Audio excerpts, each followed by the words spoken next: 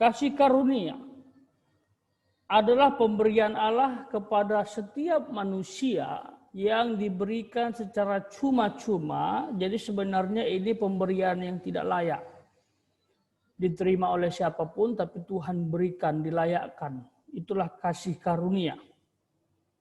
Kasih karunia ini bisa mengarah kepada pengampunan, bisa juga mengarah kepada keselamatan. Itu kasih karunia ya. Lalu rahmat. Rahmat itu berkat. Setiap orang pasti mendapatkan rahmatnya Allah, rahmatnya Tuhan. Berkat yang bersifat spiritual, yang tidak kasat mata itu akan kalian terima apabila kalian mendapatkan kasih karunia. Lalu damai sejahtera dari Allah. Artinya Allah memerintah di hatimu, memberikan damai sejahtera. Damai sejahtera yang bertahta di hatimu. Damai sejahtera ini bukan saja kamu tenang atau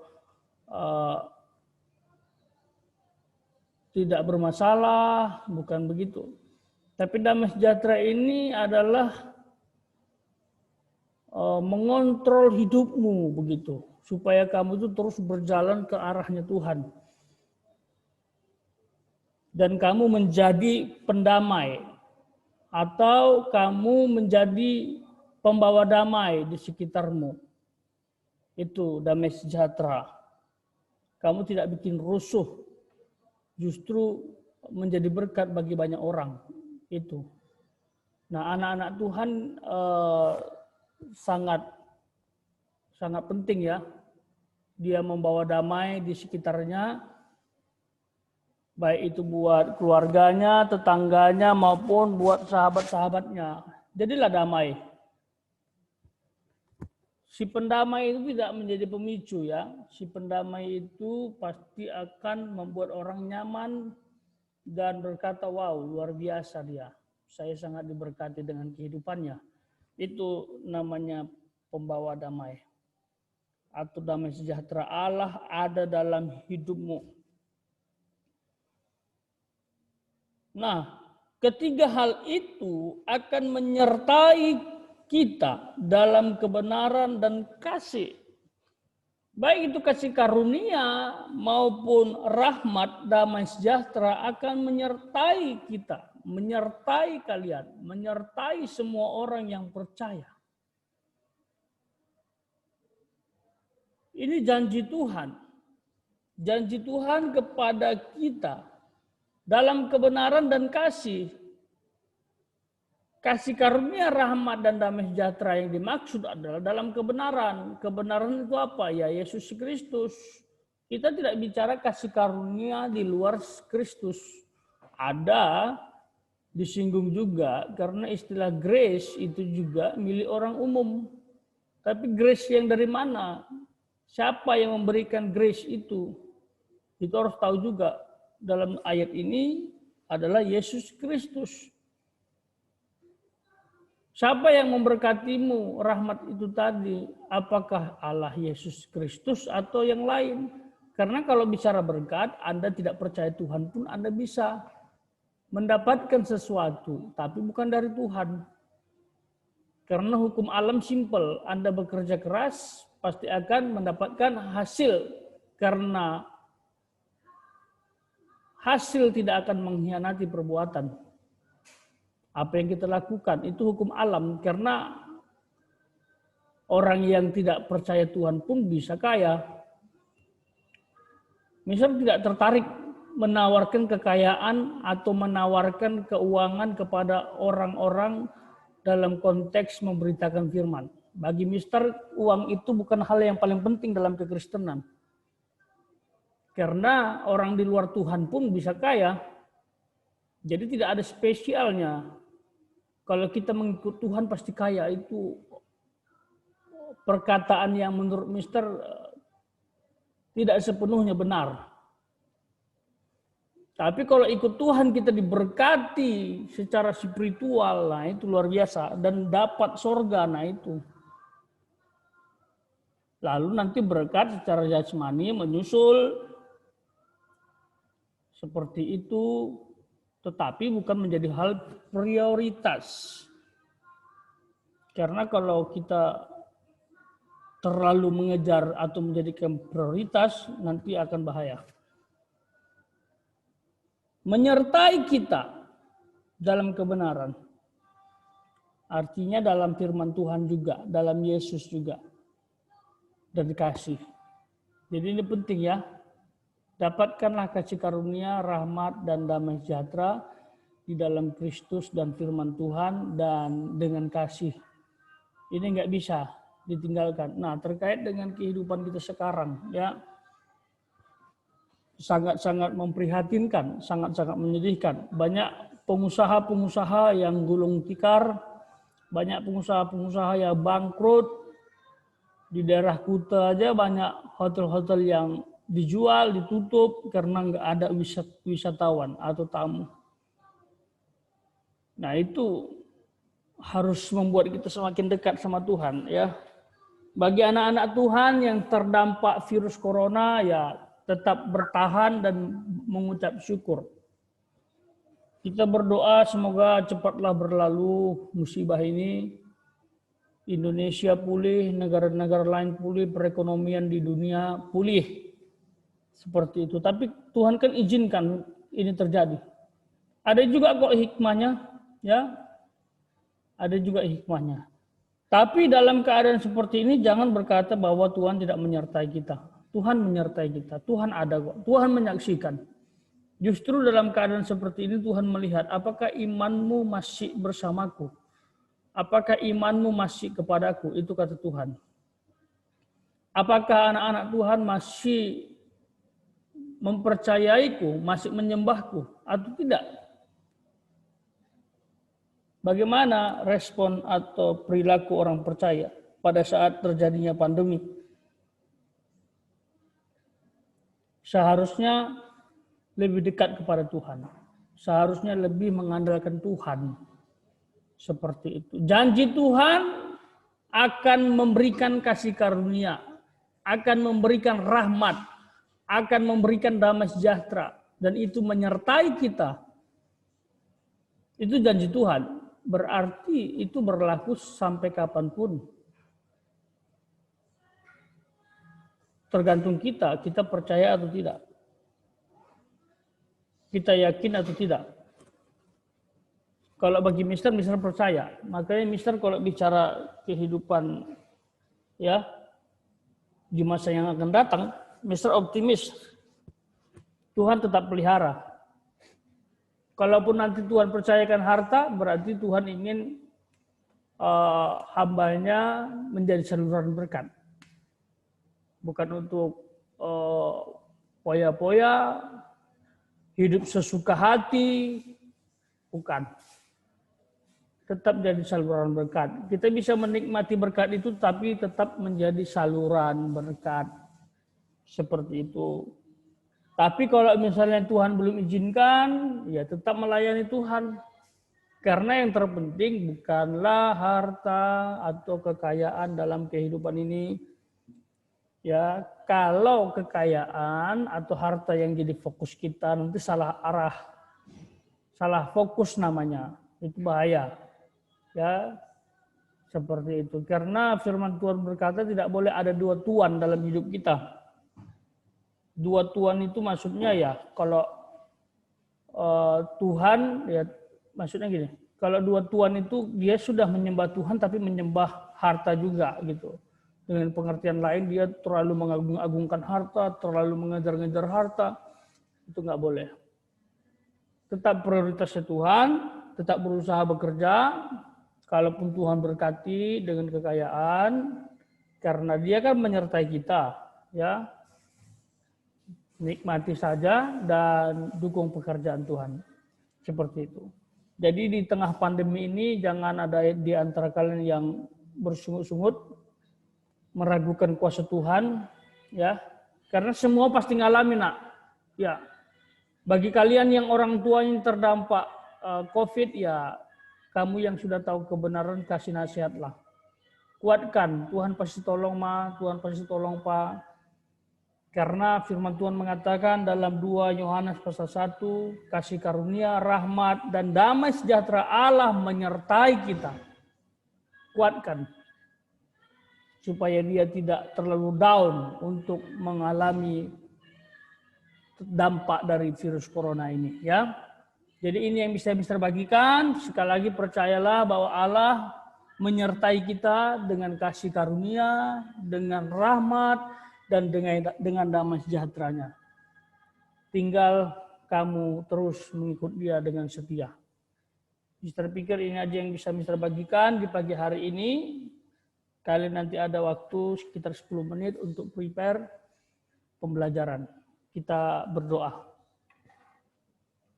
Mari kita berdoa. Tuhan Yesus, terima kasih buat kebaikan-Mu sudah memberkati dan menyertai kami.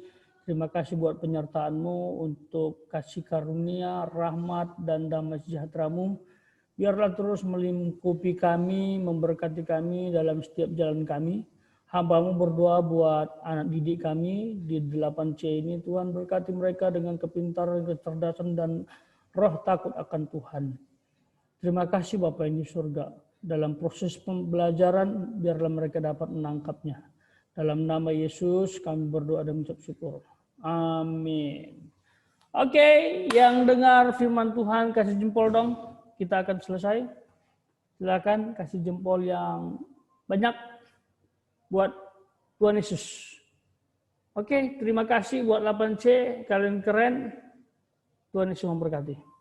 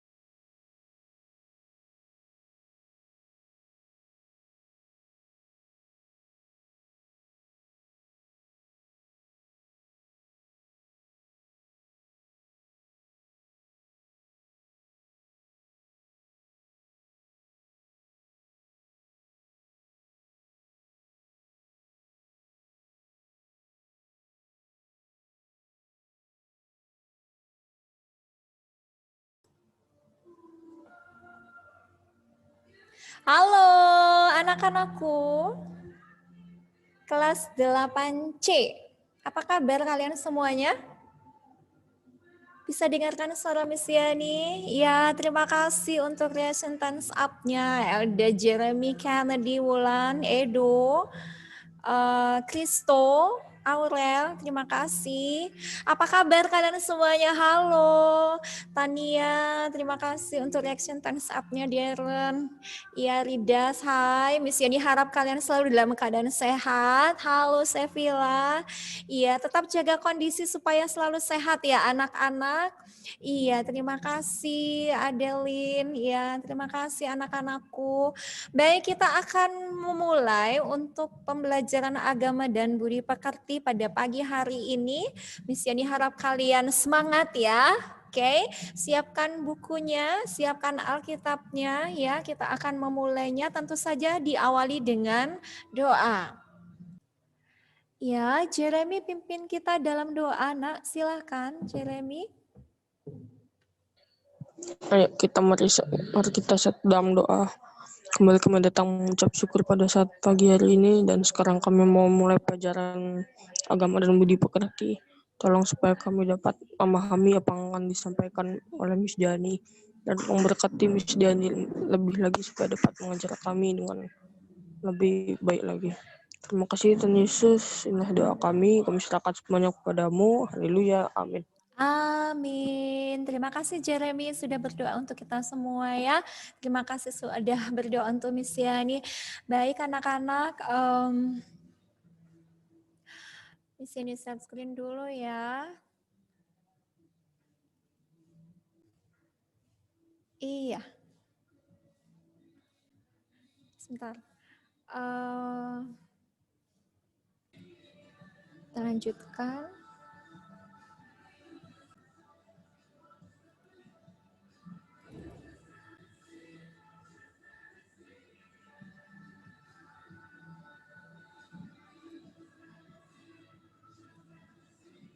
Baik, anak-anak, kita melanjutkan kembali ya untuk pembelajaran agama dan budi pekerti.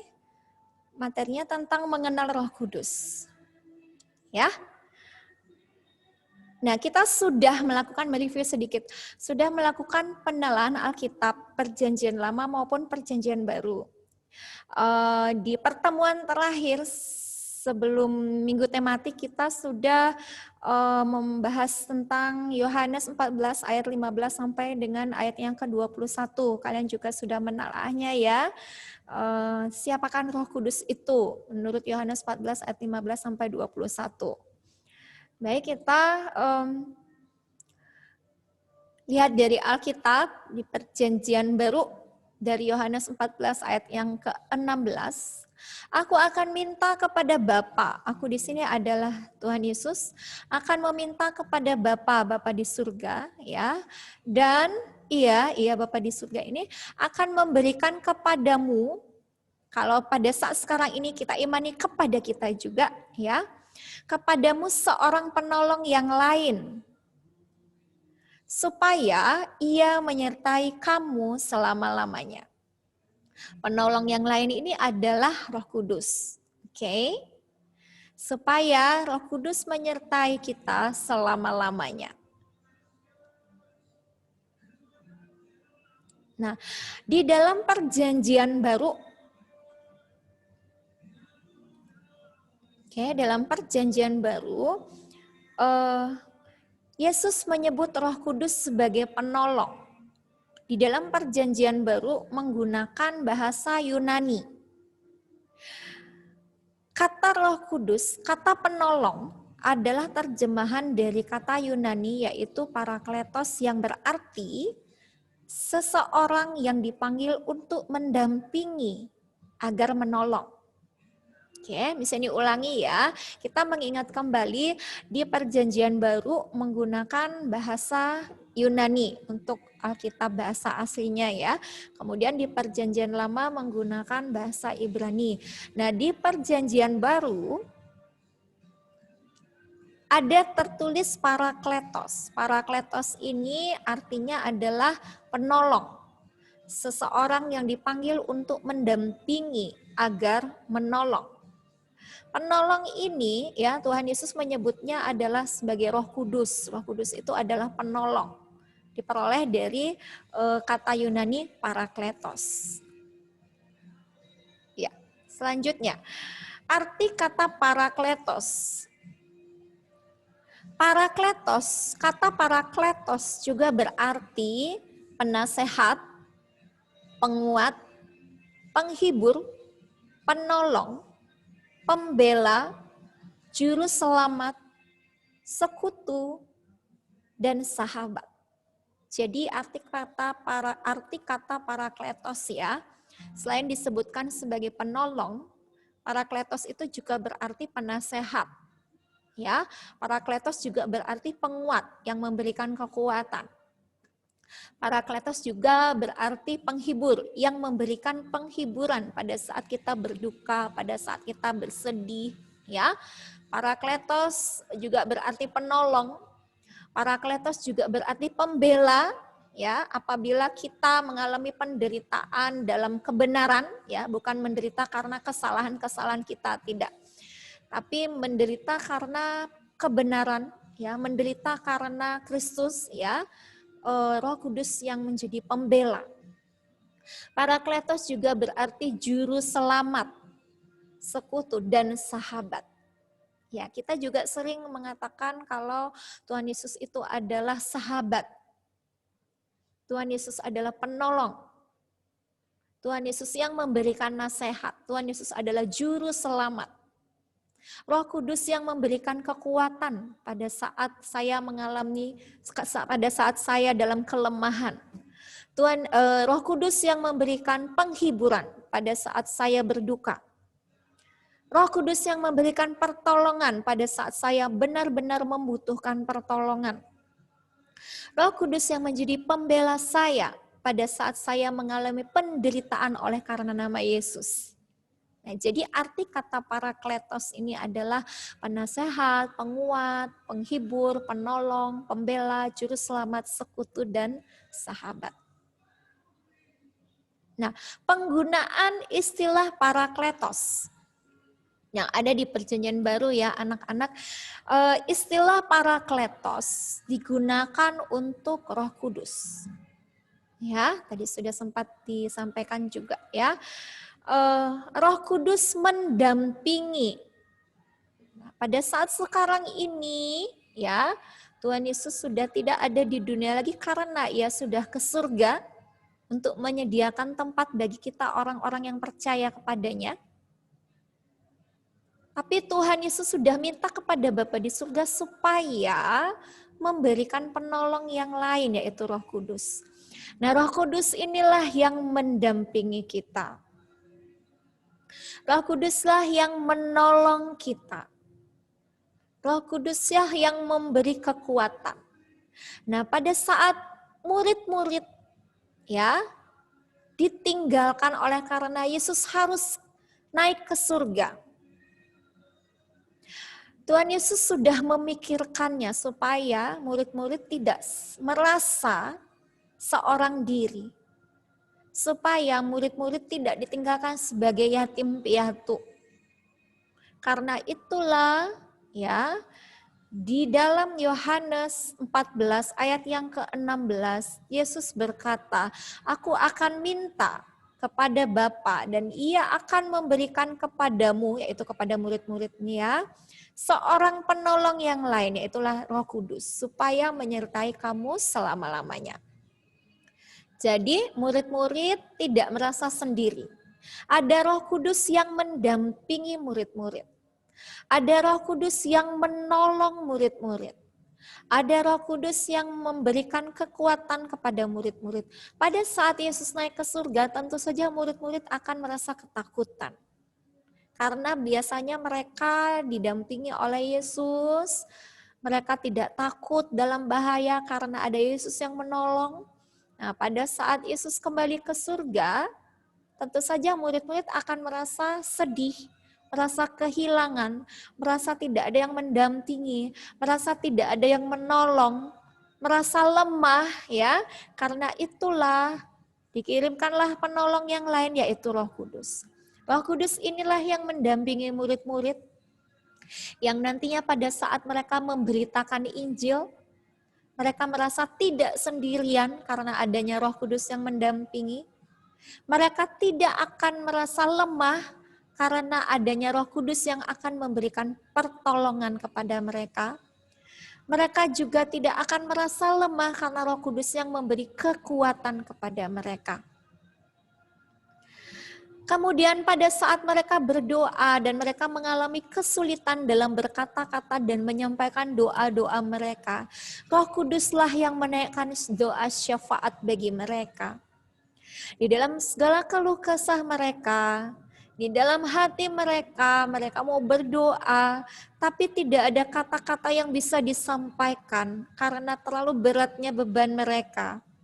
Maka Roh Kuduslah yang menaikkan doa syafaat bagi mereka, yang membantu mereka untuk berkata-kata menaikkan doa syafaat. Roh Kuduslah yang mengajar mereka dalam hidup yang benar. Nah, kita sering mengetahui roh yang ada di dalam daging, ya, kita hidup di dalam daging. Murid-murid juga seperti itu, hidup di dalam daging, ya. Kadang-kadang tidak mengenal arah, tidak tahu arah harus kemana, harus bagaimana supaya berlaku benar di hadapan Tuhan.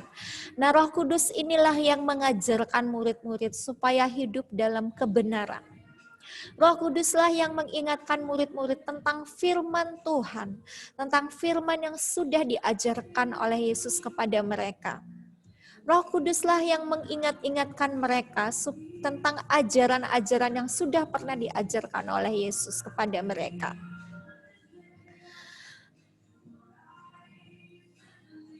Ya, Roh Kudus menjadi sahabat dan tinggal bersama mereka untuk selamanya. Tidak hanya untuk satu hari saja, tidak hanya untuk hari yang kemarin, tetapi untuk selama-lamanya. Roh Kudus menjadi sahabat. Kalau murid-murid mengalami permasalahan dan ingin curhat, itu ya istilahnya ya. Nah, maka Roh Kudus inilah yang menjadi sahabat mereka.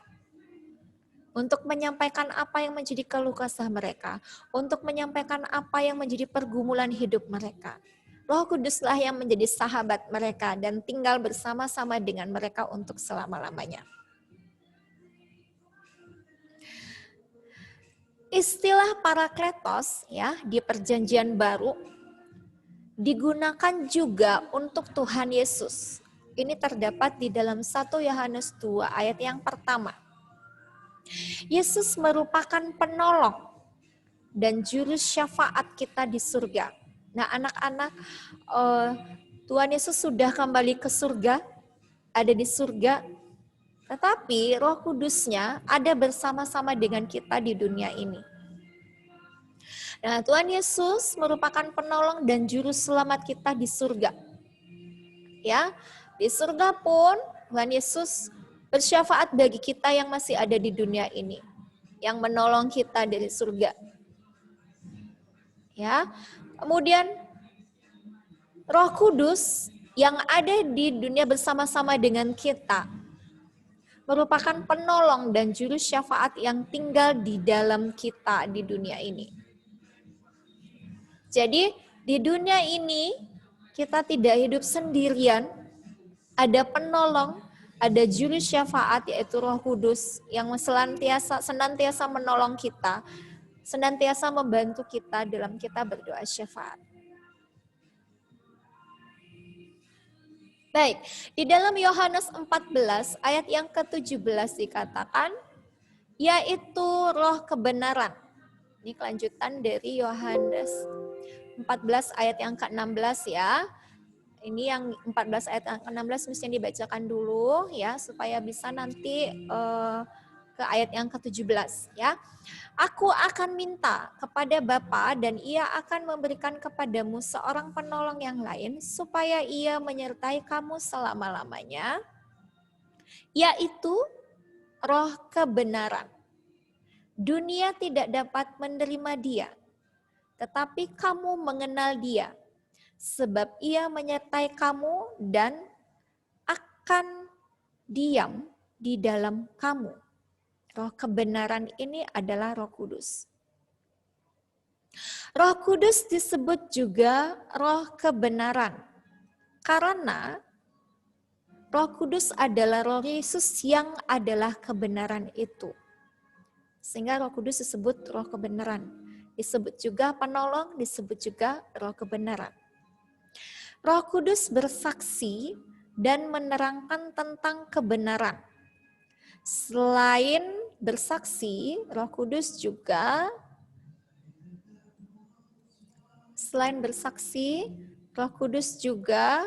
menerangkan tentang kebenaran. Selain menerangkan tentang kebenaran, menyingkapkan hal-hal yang tidak benar. Ya. Yohanes 16 ayat 8. Jadi, kalau kita melakukan hal-hal yang tidak benar, ada di dalam hati kita seperti mengatakan begini, itu nggak benar loh nak, itu nggak sesuai firman loh nak. Kamu sudah melakukan hal-hal yang tidak berkenan di hadapan Allah. Nah, Roh Kuduslah yang menyingkapkan hal-hal yang tidak benar tersebut. Roh Kuduslah yang menerangkan tentang kebenaran. Selain menyingkapkan hal-hal yang tidak benar, ya, setelah memberitahu kita itu tidak benar nak, kamu sudah melakukan hal yang salah. Kemudian apa yang dilakukan Roh Kudus? Tidak cukup hanya menyingkapkan hal-hal yang tidak benar. Ada kelanjutannya, Roh Kudus akan menuntun.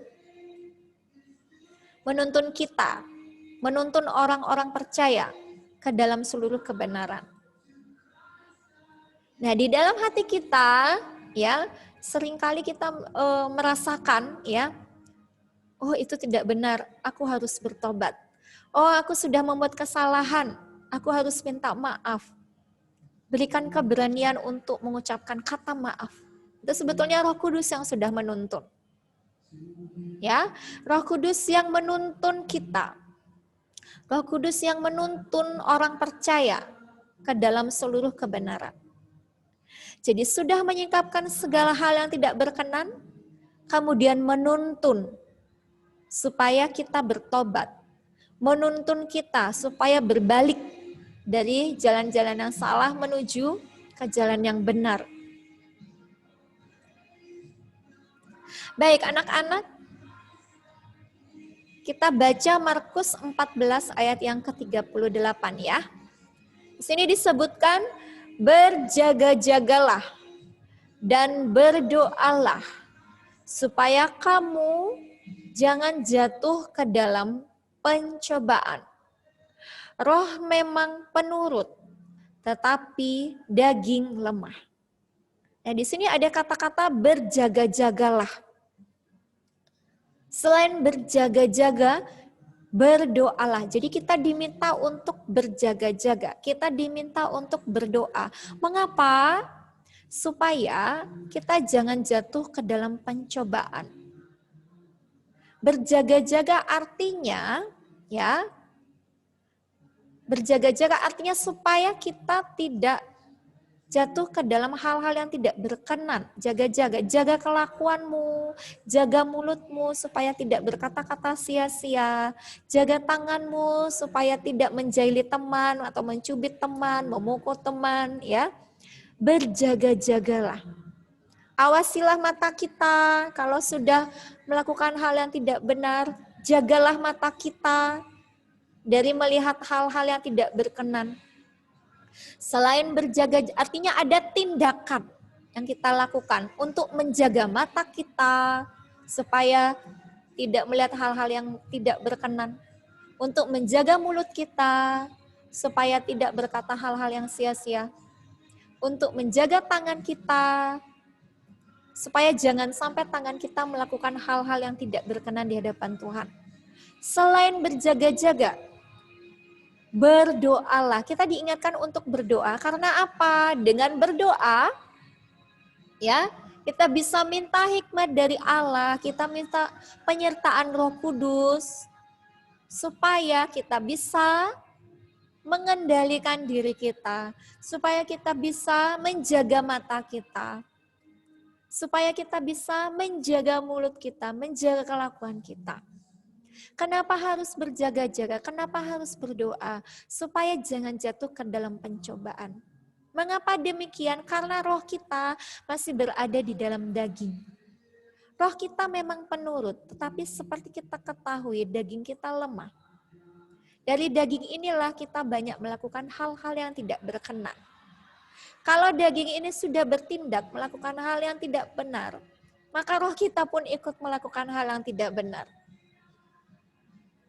Karena itulah kita diminta untuk berjaga-jaga supaya bisa mengendalikan diri dan kita berdoa, minta hikmat Tuhan, ya, minta penyertaan Tuhan, minta pertolongan Tuhan supaya bisa berjaga-jaga.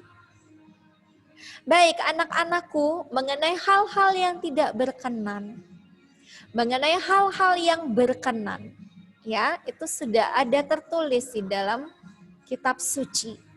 Sekarang kita coba buka Alkitab kita di Perjanjian Baru ya anak-anak. Bukalah Galatia 5 ayat 16 sampai dengan ayat yang ke-26. Kita akan menelaah Alkitab, kita akan menelaah dari Perjanjian Baru ya. Kita akan menelaah dari kitab Galatia. Oke. Bacalah Galatia 5 ayat 16 sampai dengan ayat yang ke-26. Nah, berdasarkan pembacaan tersebut, ya, setelah kalian baca, setelah kalian amati, setelah kalian teliti, masing-masing ayatnya ya. Berdasarkan pembacaan tersebut, sebutkanlah keinginan daging. Kalian tunjukkan ayatnya. Oke. Kemudian sebutkan buah roh, sebutkan juga ayatnya. Kalian tunjukkan ayatnya. Jelas ya anak-anak? Nah, kalian siapkan dulu Alkitabnya. Miss Jenny beri waktu 10 menit ya. 10 menit untuk kalian membacanya, kemudian kalian amati setiap ayatnya ya, kemudian kalian temukan ayatnya yang menyebutkan keinginan daging, kemudian kalian temukan juga ayatnya ya yang menyebutkan buah roh. Oke anak-anak, 10 menit tugas kalian. Jelas? Bisa dipahami? Oke. Baik. Beri reaction thumbs up bagi yang paham maksud yang disampaikan tadi. Halo? Bisa dipahami? Iya, terima kasih Angel. Anak-anakku yang lain, Elda, iya. Jelas nak? Yang lainnya? Iya. Gilang, oke. Yang lainnya bisa dipahami? Coba beri reaction thumbs up dulu bagi yang mengerti. Oke, Ridas, thank you Kennedy. Ada yang ingin ditanyakan? Wulan dan Edo sudah paham ya? Oke, terima kasih. Ada yang ingin ditanyakan? Tidak ada? Baik, sudah jelas ya anak-anak ya? Oke, tugas kalian adalah membaca Galatia 5 ayat 16 sampai ayat yang ke-26. Ya, kemudian setelah selesai membacanya, kalian amati setiap ayatnya, ya. Kemudian berdasarkan pembacaan tersebut, kalian sebutkan keinginan daging sesuai dengan ayatnya yang terdapat dalam Galatia 5 ayat 16 sampai 26. Nanti kalian tunjukkan ada di ayat berapa. Kemudian sebutkan juga buah roh, sebutkan juga ayatnya, ya. Kemudian nanti Miss Yani akan panggil nama kalian satu persatu untuk menyampaikan secara lisan.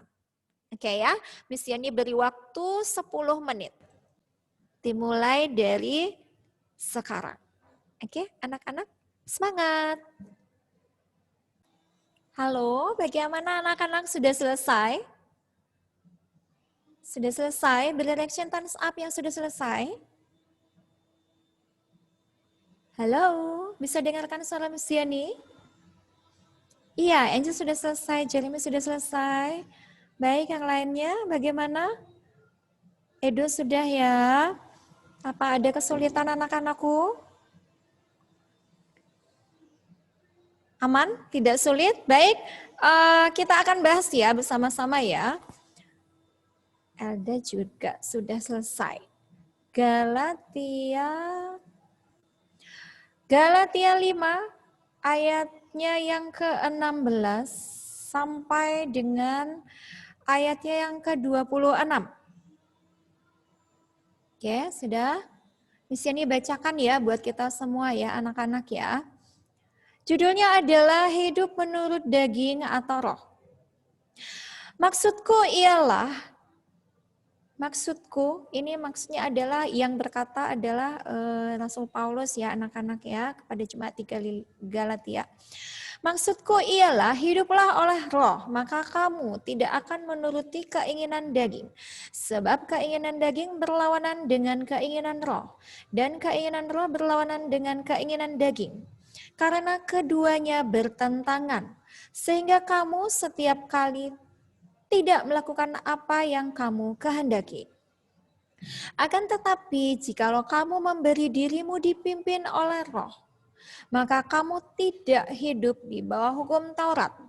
Perbuatan daging telah nyata, yaitu percabulan, kecemaran, hawa nafsu, penyembahan berhala, sihir, perseteruan, perselisihan, iri hati, amarah, kepentingan diri sendiri, percideraan, roh pemecah, kedengkian, kemabukan, pesta pora, dan sebagainya. Terhadap semuanya itu kuperingatkan kamu, seperti yang telah kubuat dahulu, bahwa barang siapa melakukan hal-hal yang demikian, ia tidak akan mendapat bagian dalam kerajaan Allah. Tetapi buah roh ialah kasih, sukacita, damai sejahtera, kesabaran, kemurahan, kebaikan, kesetiaan, kelemah lembutan, penguasaan diri. Tidak ada hukum yang menentang hal-hal itu. Barang siapa menjadi milik Kristus Yesus, ia telah menyalibkan daging dengan segala hawa nafsu dan keinginannya. Jikalau kita hidup oleh Roh, baiklah hidup kita juga dipimpin oleh Roh. Dan janganlah kita gila hormat. Janganlah kita saling menentang dan saling mendengki. Amin. Baik anak-anak, demikian pembacaan Galatia 5 ayat 16 sampai ayat yang ke-26. Miss Yani ingin mendengarkan suara kalian ya, karena kalian sudah menelaahnya tadi selama 10 menit ya anak-anak ya. Baik, Miss Yani ingin mendengarkan suara Angel. Halo Angel. Halo, Miss. Halo. Baik Angel, menurut Galatia 5 ayat 16 sampai yang ayat yang ke-26. Berdasarkan pembacaan tersebut, coba Angel sebutkan keinginan daging itu apa saja, kemudian tunjukkan ayatnya. Nak, silakan Angel. Keinginan daging yang ada di Galatia 5 ayat 16 sampai 26 yaitu ada percabulan, kecemaran, hawa nafsu, penyembahan berhala, sihir, perseteruan, perselisihan, iri hati, amarah, kepentingan diri sendiri, percideraan, rafa mecah, kedengkian, kebamukan, pesta pora, dan sebagainya. Ada di ayat yang mana, Nak? Ada di ayat 19 sampai 21. Oke, terima kasih Angel. Sangat jelas ya, sudah tertulis di dalam ayat tersebut. Baik, kemudian Miss Yani ingin mendengarkan suara dari Niel. Halo Niel, Shaniel. Selamat pagi, bisa dengarkan suara Miss Yani, Nak? Halo. Iya, Miss. Iya. Baik, Niel sudah membaca Galatia 5 ayat 16 sampai 26 ya. Coba dari pembacaan tersebut sebutkan buah roh, Nak. Tunjukkan ayatnya, silahkan. Buah roh itu ayat 22 sampai 23. Oke, bisa disebutkan. Tetapi buahlah ialah kasih, sukacita, damai sejahtera, kesabaran, kemurahan, kebaikan, kesetiaan, lemah lembutan, dan penguasaan diri. Oke, terima kasih Niel. Wah, luar biasa ya anak-anak kelas 8C. Sudah membaca dan sudah menyebutkan keinginan daging dan juga buah roh. Nah, pernahkah kita merenungkan, kenapa sih kita harus hidup oleh roh? Itu bertanya-tanya dalam pikiran kita. Kenapa kita harus, mengapa kita harus hidup oleh roh? Di dalam Markus 14 ayat 38, kita diingatkan untuk berjaga-jaga dan berdoa, supaya kamu jangan jatuh ke dalam pencobaan. Roh memang penurut, tetapi daging lemah. Nah, keinginan daging sudah disebutkan di dalam Galatia 5 tadi ya. Di dalam Galatia 5 ayat yang ke-19 sampai ayat yang ke-21 di situ banyak sudah dituliskan keinginan daging itu apa saja. Dan kita sudah mengetahuinya. Kita membacanya, kita sudah mengetahuinya karena sudah tertulis di dalam Galatia 5 ayat yang 19 sampai ayat yang ke-21. Kemudian sudah tertulis juga buah roh itu apa saja. Sebetulnya buah roh itu tunggal ya.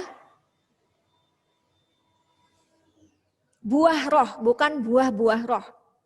Buah roh, dari buah roh itu sudah dituliskan di ayat yang ke-22 sampai 23. Buah roh, kasih, sukacita, damai sejahtera, kesabaran, kemurahan, kebaikan, kesetiaan, kelemah lembutan, dan penguasaan diri. Itu adalah buah roh. Nah, kemudian mengapa kita harus hidup oleh roh? Di dalam Galatia 5 ayat yang ke-22 sampai 23 tadi kalian sudah baca, di sini juga sudah sampaikan baca sekilas tadi ya, sudah tertulis buah roh, kasih, sukacita, damai sejahtera, kesabaran, kemurahan, kebaikan, kesetiaan, kelemah lembutan, penguasaan diri. Mengapa kita harus hidup oleh roh? Supaya kita yang memiliki roh penurut tetapi daging yang lemah, yang cenderung melakukan keinginan-keinginan daging, kita harus hidup oleh roh supaya hidup kita ini dikuasai, dipimpin oleh roh Allah sehingga kita tidak hidup menurut keinginan daging. Karena kita sudah mengetahui daging kita ini lemah, yang cenderung melakukan hal-hal kedagingan. Coba saja kita perhatikan hal yang sederhana saja yang selalu kita hadapi bersama-sama ya. Kita pasti pernah dengki terhadap orang lain, betul tidak? Akui saja. Jangan ditutup-tutupi. Kita semua sama, pernah melakukan kesalahan. Kita juga pernah marah, bukan? Ya, yang ke-20 dikatakan keinginan daging itu ada iri hati, ada amarah, itu sebetulnya keinginan daging. Sudah jelas sekali. Kita pernah marah, dari kemarahan kita, itu kita dikuasai oleh amarah kita, sehingga kita mulai berkata-kata sia-sia yang menyakiti hati orang lain. Lidah kita mulai mengucapkan hal-hal yang tidak berkenan. Kita mulai memaki orang.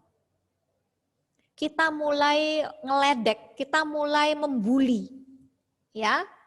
Kita mulai mengata-ngatai teman kita, melihat keburukan fisiknya, ya. Kita juga mengalami iri hati, itu sering terjadi. Karena iri hati kita itu, maka kita terkadang melakukan hal-hal yang tidak berkenan, yang menjatuhkan teman kita, yang menjatuhkan orang lain. Dasarnya dari iri hati. Kemudian timbul kemarahan. Lebih mementingkan diri sendiri. Dengki terhadap orang lain. Kita pernah melakukan semua itu. Karena itulah kita diminta untuk berjaga-jaga dan berdoa. Karena daging kita lemah. Kita lebih melakukan hal-hal kedagingan dibandingkan hidup oleh roh. Karena itu, mengapa kita diminta supaya hidup oleh roh, supaya hidup kita dipimpin oleh roh Allah. Dengan hidup dipimpin oleh roh Allah, maka buah roh ini akan muncul di dalam kehidupan kita. Karena kita sudah menerima kasih agape dari Allah, ya, walaupun kita dipenuhi dengan keinginan daging yang membuat kita berdosa, karena anugerah Tuhan, kita memperoleh agape, kita memperoleh kasih. Sehingga kasih ya Allah yang sudah ada menaungi kita, memenuhi kita di dalam hati kita, ya, itu akan muncul kasih Allah, muncul buah roh. Sehingga hidup kita memunculkan buah roh, memunculkan kasih yang datangnya dari Allah. Kita bisa menyebarkan kasih itu. Karena Allah yang lebih dahulu sudah mengasihi kita. Karena adanya kasih itu, maka muncullah sukacita. Kita bersukacita karena kita dikasihi. Karena kita bisa berbagi kasih, maka akan menimbulkan sukacita. Adanya sukacita itu mendatangkan damai sejahtera. Walaupun ditekan oleh himpitan dunia, adanya sukacita itu mendatangkan damai sejahtera di dalam hati kita. Karena adanya damai sejahtera itulah yang menimbulkan kesabaran. Kita sabar menghadapi segala sesuatu. Kita sabar menghadapi pencobaan, kita sabar menunggu pandemi ini cepat berlalu, ya, menanti dengan sabar. Karena adanya kesabaran inilah timbul kemurahan untuk melakukan hal-hal yang baik, sehingga muncullah kebaikan. Dengan adanya perbuatan-perbuatan baik ini menimbulkan adanya kesetiaan. Setia berbuat baik karena adanya kemurahan Tuhan. Ya, berlaku setia. Adanya kesetiaan ini menimbulkan kelemah lembutan. Allah yang adalah kasih, Allah yang adalah setia dengan firman-Nya. Allah yang adalah Allah yang lemah lembut, selalu sabar menunggu kita untuk bertobat. Kelemah lembutan itu pun muncul apabila kita dipimpin oleh Roh Allah. Kemudian kita mampu untuk menguasai diri kita. Adanya penguasaan diri inilah yang terpenting yang harus kita lakukan. Dengan adanya penguasaan diri, maka kita bisa menjaga mata kita ya dari hal-hal yang tidak berkenan untuk dilihat. Menjaga mulut kita sehingga kita mengekang lidah kita untuk tidak berkata sia-sia. Penguasaan diri itu sangat penting. Itu yang harus kita lakukan supaya kita bisa hidup dipimpin oleh Roh Allah. Nah, anak-anak, ingat kembali bahwasanya daging kita lemah, roh kita penurut. Karena itulah Allah meminta supaya kita senantiasa berjaga-jaga dan berdoa. Supaya tidak jatuh dalam pencobaan. Supaya hidup kita dipimpin oleh Roh Allah. Dikuasai oleh Roh Allah. Kalau sudah dipimpin oleh Roh Allah, maka dalam hidup kita akan timbul buah roh. Yang adalah kasih, sukacita, damai sejahtera, kesabaran, kemurahan, kebaikan, kelemah lembutan, penguasaan diri. Dengan adanya penguasaan diri itu, maka kita akan mengekang lidah kita supaya tidak berkata sia-sia. Kita akan mengekang mata kita supaya tidak melihat hal-hal yang tidak berkenan. Kita akan mengendalikan tangan kita supaya selalu berlaku atau berbuat sesuatu, berbuat hal yang berkenan di hadapan Tuhan. Kita tidak akan bisa melakukannya kalau hidup kita tidak dipimpin oleh Roh Allah. Karena itulah, biarlah hidup kita dipenuhi oleh Roh Allah, supaya Roh Allah memimpin kita hidup di dalam kebenaran, sehingga di dalam kehidupan kita akan muncul buah roh. Dan hidup kita boleh mempermuliakan Allah. Mari kita berdoa. Tuhan, terima kasih buat segala kebaikan Tuhan di dalam kehidupan kami. Biar hidup kami dipimpin oleh Roh Allah. Sehingga hidup kami dikuasai oleh Roh Allah. Sehingga kami tidak melakukan hal-hal yang tidak berkenan di hadapan Tuhan. Tetapi kami boleh melakukan hal-hal yang berkenan di hadapan Tuhan. Hidup sesuai dengan firman Tuhan.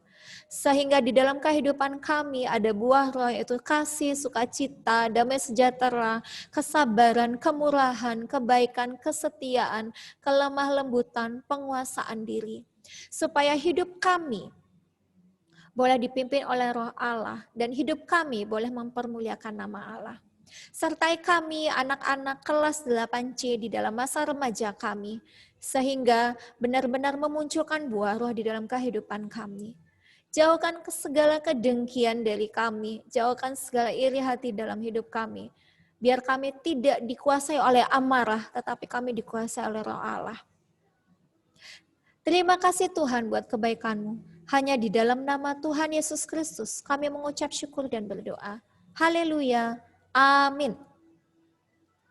Baik anak-anak, biar anugerah Tuhan memenuhi kita semua, sehingga hidup kita senantiasa dipimpin oleh Roh Allah. Hari ini misi diakhiri untuk pembelajaran agama dan budi pekerti ya anak-anak. Boleh kalian siapkan untuk pembelajaran selanjutnya, yaitu pelajaran fisika. Misi ini harapkan kalian tetap selalu menjaga kesehatan ya, dan selalu bersemangat. Baik, terima kasih anak-anak. Sampai jumpa.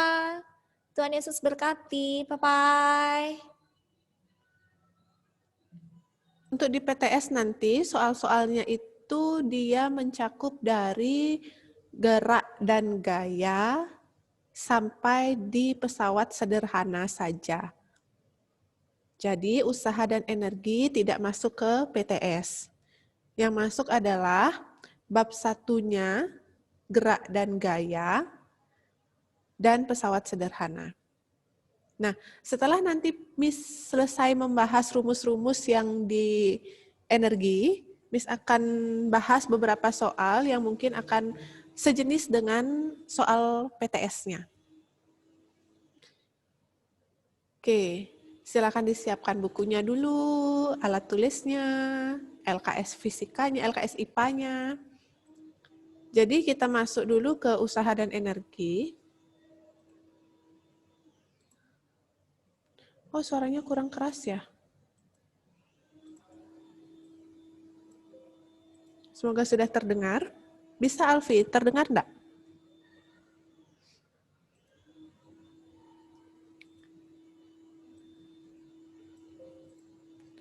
Baik. Sekarang kita masuk ke usaha dan energi. Semoga terlihat di slide-nya kalian. Jadi untuk usaha dan energi itu yang terakhir yang akan kita bahas mengenai energi. Nah, minggu lalu ada beberapa energi, jadi energi itu tidak bisa kita ciptakan dan tidak bisa kita musnahkan. Yang hanya bisa adalah kita rubah menjadi bentuk energi lain. Contoh, energi gerak jadi energi cahaya, energi gerak jadi energi listrik jadi energi gerak atau energi bunyi. Ya, hanya bisa berubah bentuk aja. Nah, kemudian sekarang rumus-rumus energi yang digunakan dalam usaha dan energi, ada energi kinetik, kemudian ada energi potensial, dan ada hukum kekekalan energi. Ya, yang pertama yang akan Miss bahas adalah mengenai energi, tunggu dulu. Kita masuk ke energi potensial yang pertama. Potensial berarti dia menyangkut dengan kedudukan atau ketinggian. Contohnya, setiap benda yang ada di ketinggian tertentu. Misal, kalian sedang duduk di atas kursi, jadi kursi itu dia punya ketinggian terhadap lantai atau tanah. Jadi kalian punya yang namanya energi potensial. Kemudian ada piring di atas meja, piring itu dia punya energi potensial. Meskipun dia tidak bergerak, dia tetap punya energi potensial karena letaknya dia di atas meja, berarti dia sudah jauh dari tanah atau dari lantai. Kalau di bukunya, kita masuk ke halaman, tidak terlalu banyak yang dibahas di bukunya, tunggu sebentar. Nah, untuk usaha dan energi,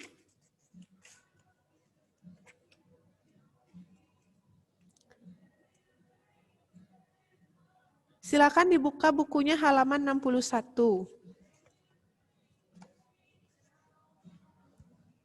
Di situ cuman ada hubungan usaha dan energi, tetapi tidak dijelaskan rumus energi itu ada apa saja. Ya, silakan dibuka halaman 61 LKS dulu.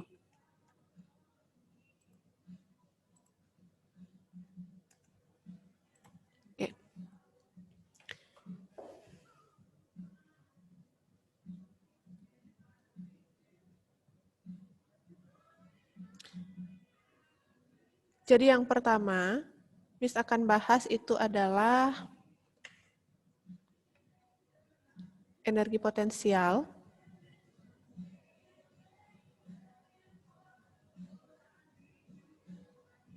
Potensial ini dia artinya sesuatu benda punya energi bila dia punya ketinggian terhadap tanah. Sehingga di sini nanti akan ada ketinggian atau kedudukan. Miss berikan contoh, misalkan ada bola atau ada buah, yang ada di pohonnya itu ada buah kelapa atau buah mangga atau ada bola. Ini ada bola. Nah, kemudian anggaplah ini adalah ground-nya atau tanahnya. Nah, bola ini setiap benda pasti dia akan memiliki massa. Ya. Lalu dari sini, dari kedudukan bolanya sampai ke bawah, dia punya yang namanya ketinggian. Ini dia punya ketinggian. Nah, ketika dia akan dijatuhkan ke bawah, otomatis dia memiliki yang namanya gravitasi. Sehingga untuk energi potensial itu dia bisa dirumuskan kalau masanya simbolnya adalah M, kalau ketinggian simbolnya adalah H, ini gravitasi simbolnya adalah G. Jadi untuk rumus energi potensial ini sama dengan M kali G kali H. Dikalikan semua, masanya kali gravitasi kali ketinggian. Itu untuk rumus energi potensial.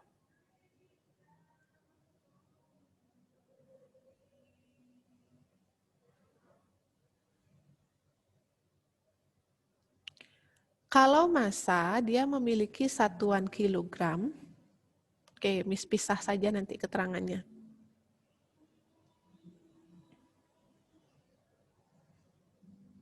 Jadi Miss tuliskan di sini. M ini sama dengan massa. Satuannya selalu kilogram. Jadi kalau misalkan nanti kalian dapatnya adalah gram, misalkan massa sebuah bola 100 gram, itu harus dirubah menjadi kilogram. Lalu H ini tinggi, panjang, lebar, dia satuannya adalah meter. Gravitasi, kalau tidak ada di soal, G-nya yaitu besarnya adalah 10 meter per sekon kuadrat. Lalu ada EP, energi potensial. Dia satuannya sama dengan usaha, yaitu Joule. Oke, jadi anak-anak yang mau mencatat, silakan dicatat dulu atau di screenshot. Yang penting kalian nanti membuatnya dalam catatan dengan rapi, sehingga mudah dipahami atau dipelajari. Yang pertama, energi potensial. Oke, Miss kasih waktu 5 menit untuk mencatat.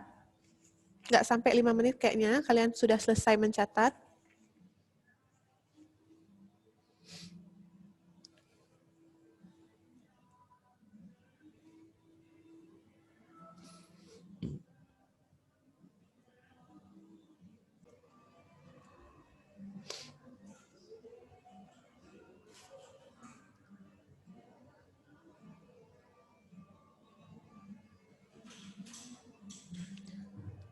Jadi energi kinetik dia memiliki kecepatan sehingga rumusnya ada V.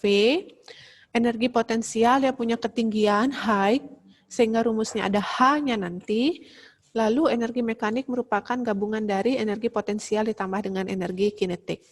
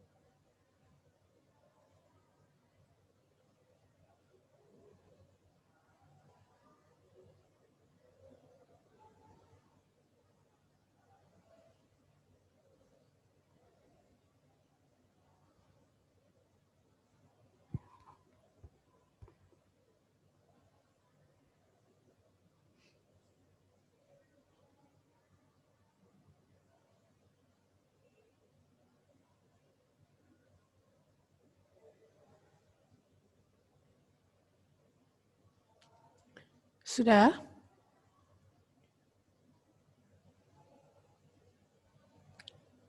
Oke, kalau sudah kita lanjut ke, nah kita masuk ke sini.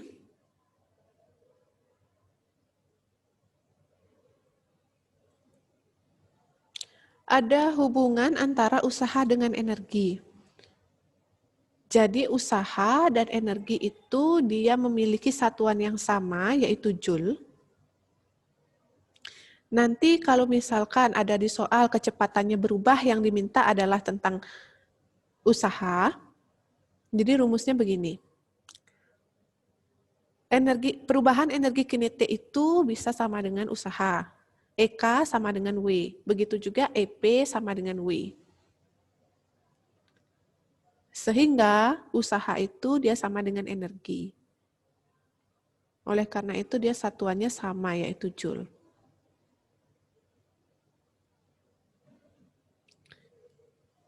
Seperti yang ada di halaman 61 LKS, itu dia hubungan antara usaha dan energi. Ketika kecepatannya berubah atau berbeda, dia punya yang namanya usaha. Begitu juga ketika ketinggiannya berubah, dia punya juga yang namanya usaha.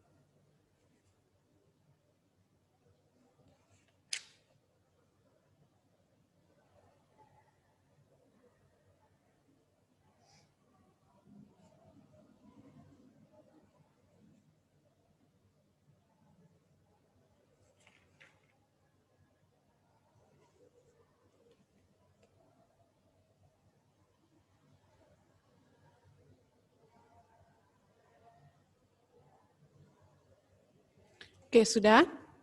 Nah, kalau sudah, sekarang silahkan dibuka LKS-nya halaman 64.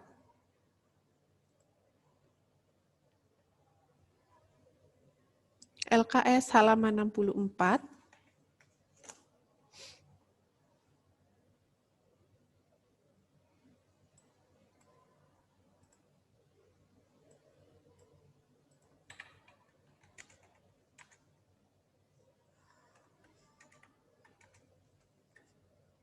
Oke, kita coba satu soal. LKS halaman 64 nomor 10, soal yang ABC itu.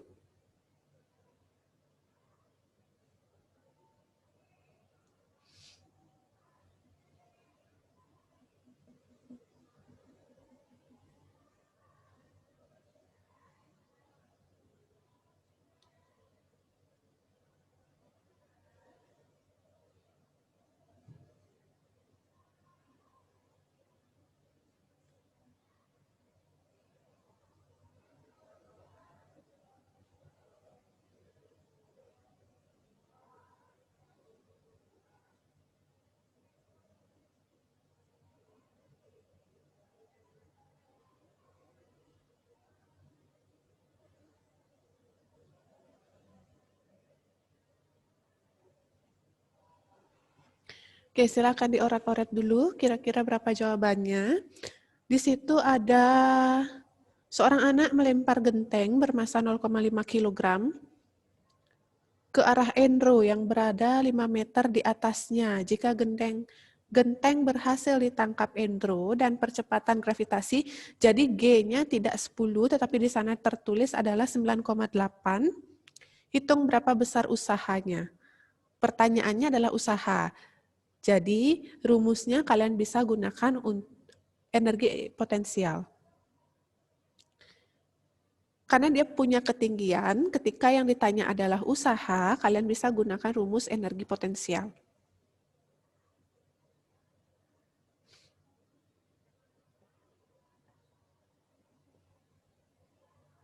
Oke, ada Jason.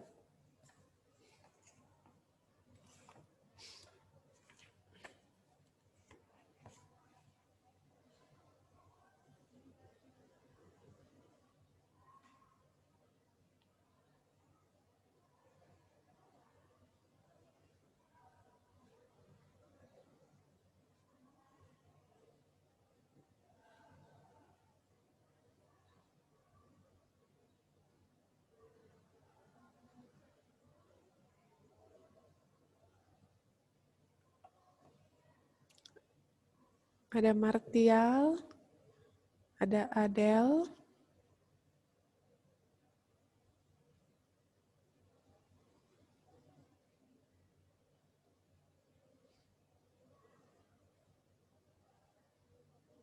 yuk yang lain berapa dapatnya?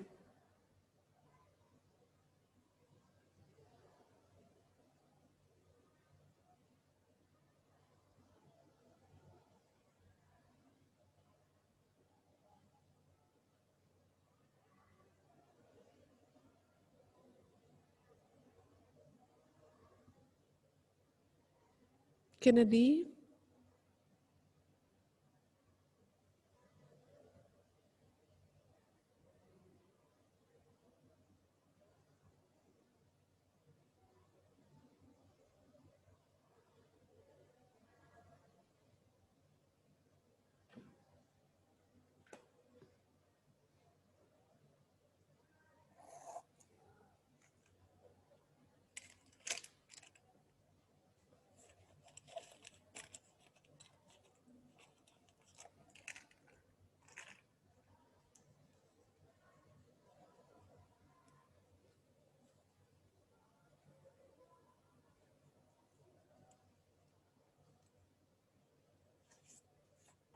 Aurel, oke.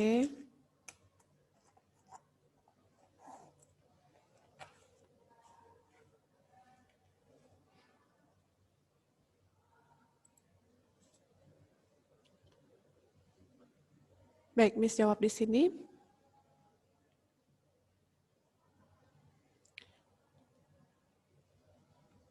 Biasakan untuk membuat diketahui, ditanya dan dijawab. Jadi di sana yang diketahui adalah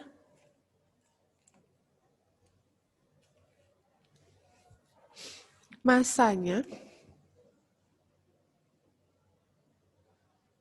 0,5 kg, ketinggiannya adalah 5 meter, lalu gravitasinya 9,8 meter per sekon kuadrat. Jadi yang ditanya adalah berapa besar usahanya. Jadi usaha itu seperti yang Miss bilang tadi sama dengan energi, karena dia punya ketinggian, jadi W sama dengan EP. Masuk ke rumus EP yang sudah ada di sini, di kotak kuning ini. M kali G kali H. 0,5 dikali 9,8 dikali 5. Oke, sehingga yang ini hasilnya adalah 24,5 Joule. Jadi jawabannya adalah D.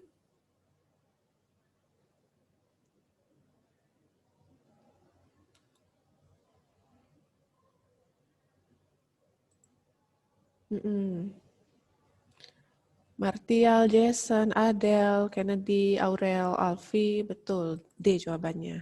Yang lain, kalau misalkan masih ragu, silahkan ini dilihat caranya. yang diketahui apa saja, kemudian rumus yang digunakan yang mana.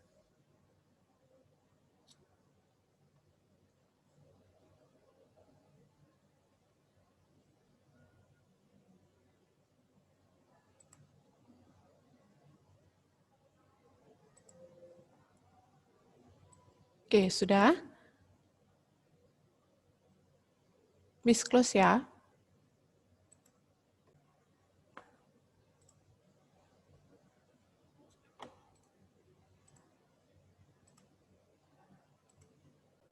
Ini juga kita close.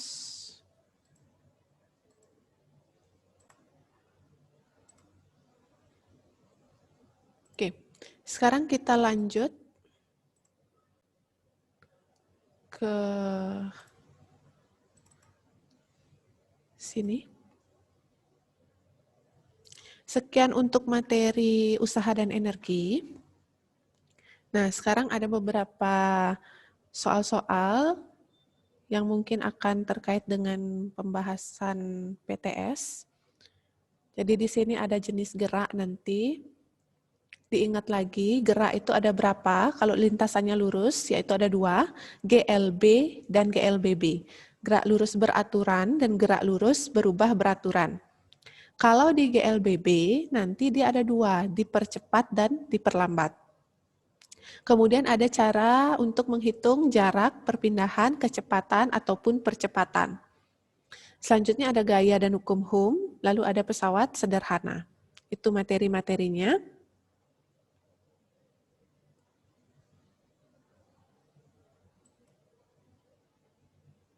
Oke. Sudah kelihatan, Jason?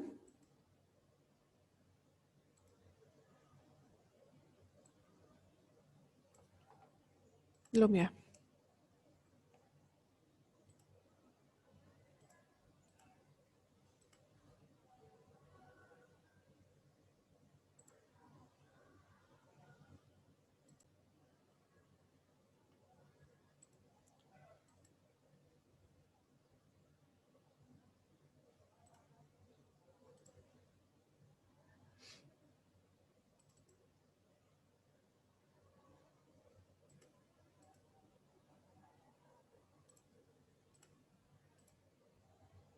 Oke.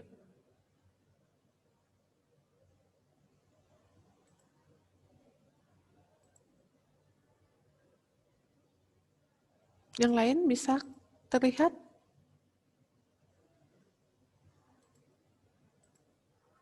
Jason bisa?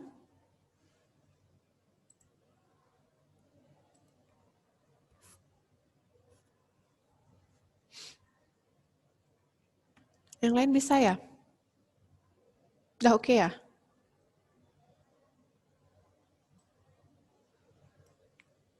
Nah, sudah ada jenis gerak, jarak, perpindahan, kecepatan, percepatan, gaya, hukum Newton, dan pesawat sederhana. Oke, kita ke next slide. Nah, kalau misalkan ada contoh soal seperti ini,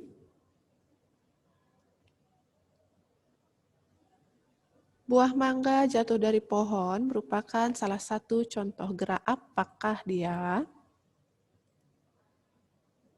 Ya, silakan Alfi. Yuk, yang lain apa jawabannya? Buah mangga jatuh dari pohon merupakan salah satu contoh gerak apa?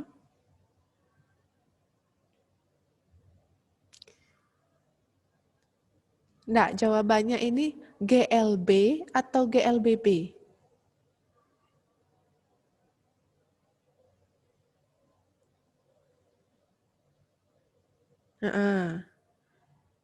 Jason. Betul. GLBB. GLBB dipercepat atau diperlambat? Kalau dia turun ke bawah. Oke, Jeremy, GLBB dipercepat. Untuk Edo, kalau misalkan dia jatuh ke bawah, sesuatu benda yang bergerak ke bawah, dia dipengaruhi oleh gravitasi, sehingga bendanya akan geraknya dipercepat. Kalau misalkan nanti dilempar ke atas, dia melawan gravitasi sehingga gerakannya adalah diperlambat. Jadi untuk soal jenis yang nomor 1 ini, buah mangga jatuh dari pohon adalah gerak GLBB dipercepat. Paham ya semua? Oke, sekarang Miss lanjut. Nah, ada soal begitu.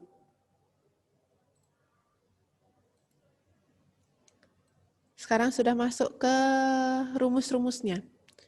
Seorang anak berjalan lurus dari A ke B 100 meter, kemudian berbalik arah dan berjalan lurus dari B ke C. Tidak ada belok-beloknya ini. Awalnya anggaplah mereka ke kanan. Rizka itu ke kanan 100 meter, kemudian balik ke kiri 20 meter. Kira-kira jarak yang ditempuh berapa, kemudian perpindahannya berapa?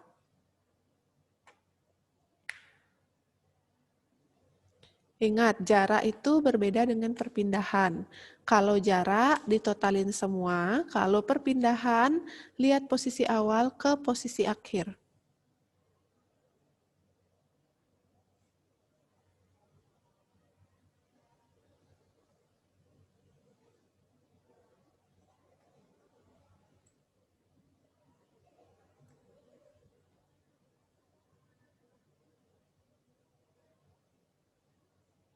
Oke, Adele, betul?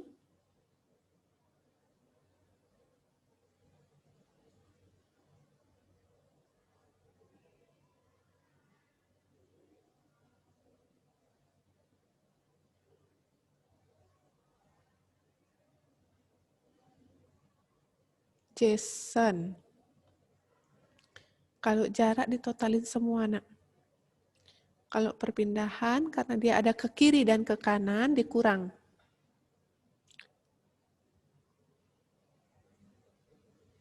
Jangan dibagi.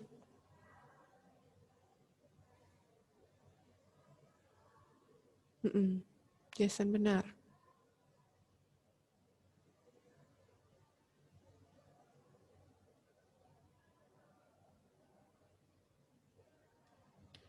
Martial. Jaraknya ditotalin semua, kalau jarak. Total keseluruhan jarak. Kalau perpindahan, dia mengikuti ketika ke kanan dia positif, kalau ke kiri dia negatif.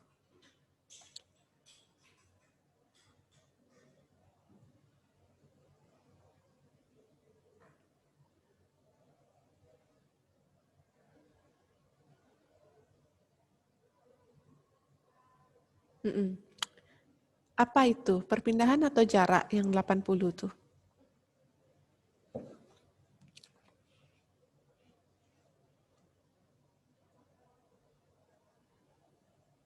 Nggak, kebalik. Martial kebalik. Kalau dia jarak, totalin semuanya. Jadi 100 ditambah 20. Kalau perpindahan, baru jawabannya adalah 80 meter.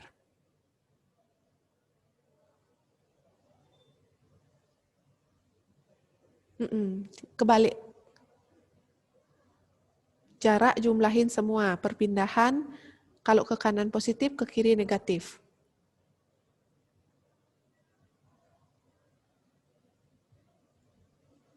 Oke, sudah ya. Next. Yang ketiga.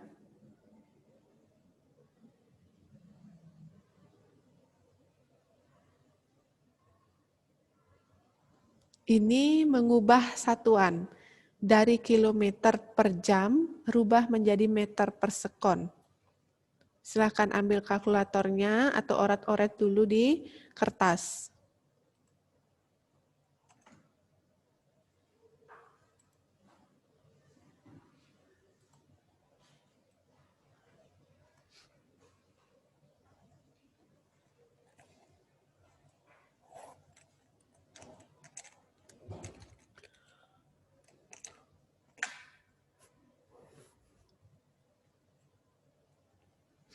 Ingat, kalau dari kilometer ke meter dia jadi berapa, lalu dari 1 jam ke detik dia berapa.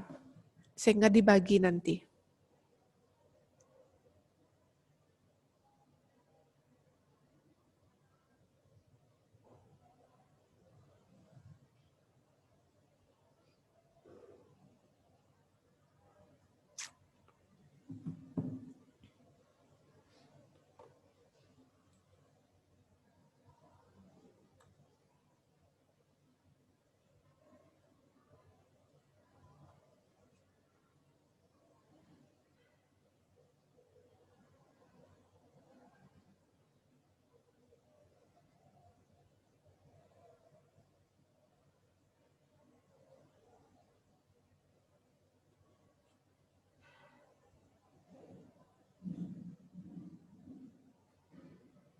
Good. Kennedy, Martial.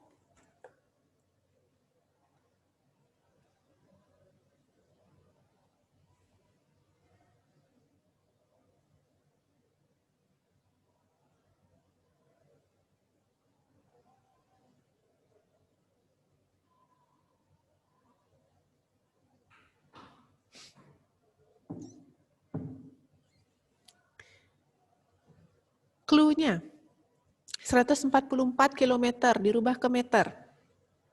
Berarti dia dikali 1000. Adel, betul. Sehingga dia menjadi 144.000. Ya. Nah, kemudian dibagi, itu ada 1 jam. 1 jam, benar. Jason, betul. 1 jam dibawa ke sekon. Sehingga dia sama dengan 3.600. Jadi 144.000 dibagi 3.600, sehingga kalian akan dapat hasilnya.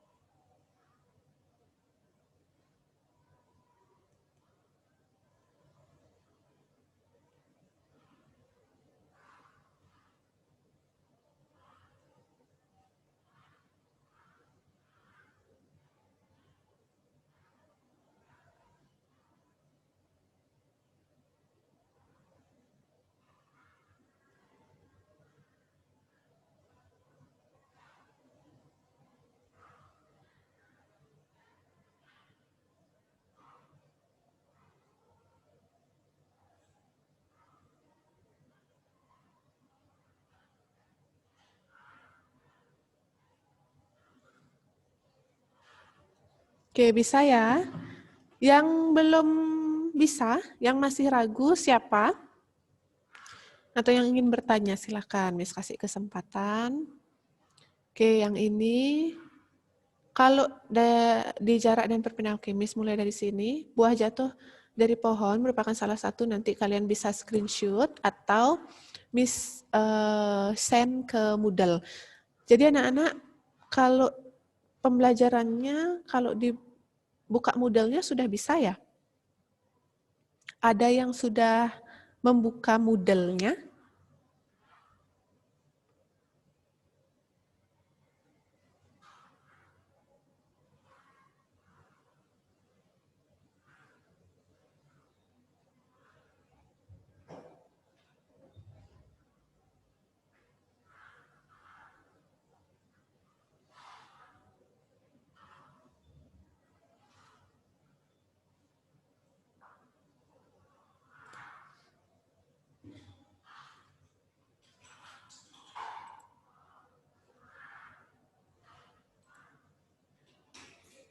Nah, oke, 3 soal itu sudah. Sekarang kita lanjut. Soal yang keempat.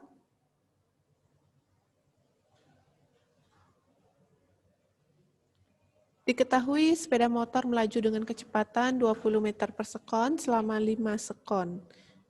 Kecepatannya 20, waktu ditempuh 5 detik. Kemudian percepatan sepeda motor tersebut adalah, cari A-nya atau acceleration-nya.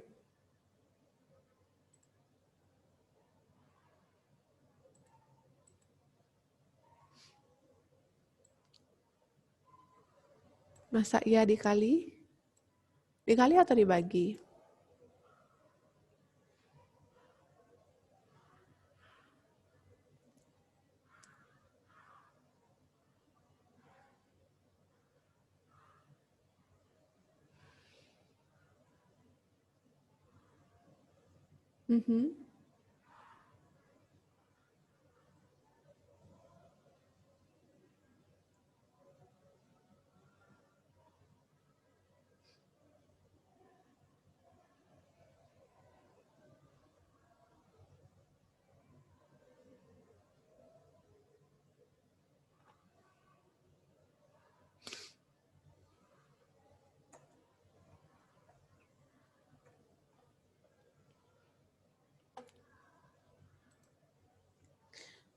Oke, jadi yang diminta adalah berapa acceleration-nya A. A sama dengan V per T. Velocity-nya 20. Times-nya waktunya 5. Sehingga dia menjadi. Jadi acceleration kalau dia ada kecepatan sama waktu tinggal dibagi. 4 meter per sekon kuadrat. Itu satuannya.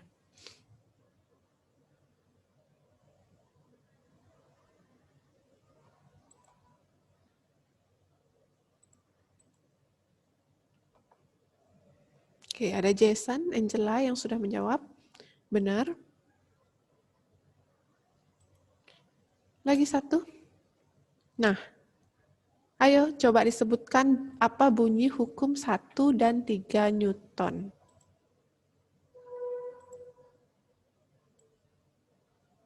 Bunyi hukum 1 dan 3 Newton.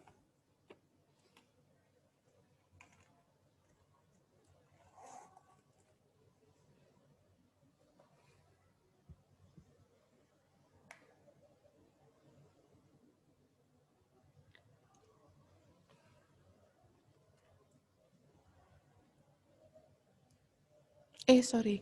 Bunyi hukum 2, bukan 1. 2 dan 3 Newton. 2 itu tentang apa? 3 itu tentang apa? 1 benar, tentang kelembaman atau sifat benda. Hukum 2 betul, Jason. One more. Hukum 3. Oke.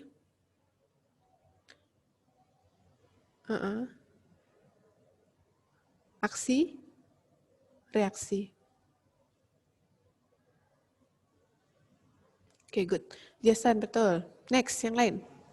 Apa bunyi hukum 2 dan 3 Newton?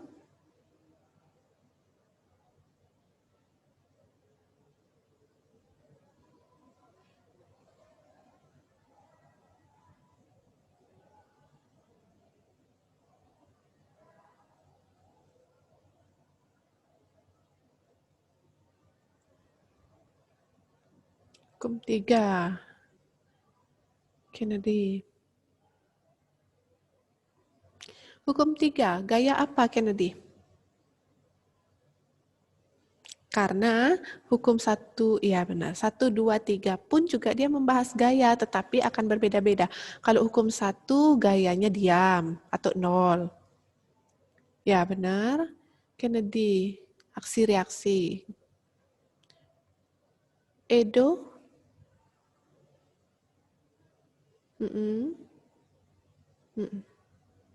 Edo benar. Martial.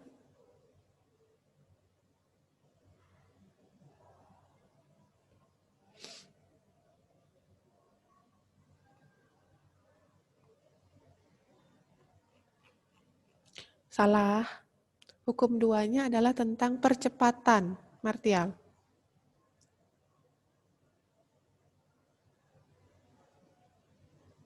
Kalau hukum 3 apa?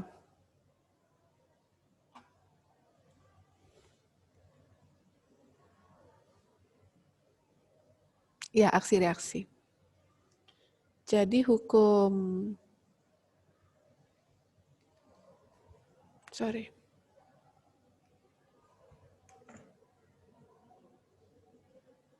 hukum 2, itu hukum 2 nih ya, dia tentang percepatan benda. Jadi benda itu kalau masanya gede atau masanya besar, geraknya akan lebih lambat. Kalau masanya kecil, gerakannya akan lebih cepat. Kemudian kalau hukum 3 dia menyatakan adalah aksi-reaksi. Ada timbal baliknya. Kalau aksinya ke kanan, reaksinya ke kiri.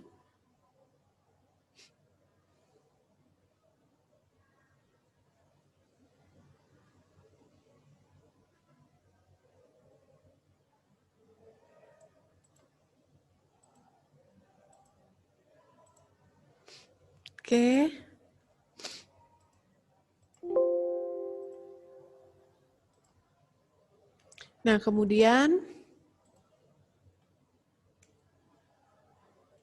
lanjutannya.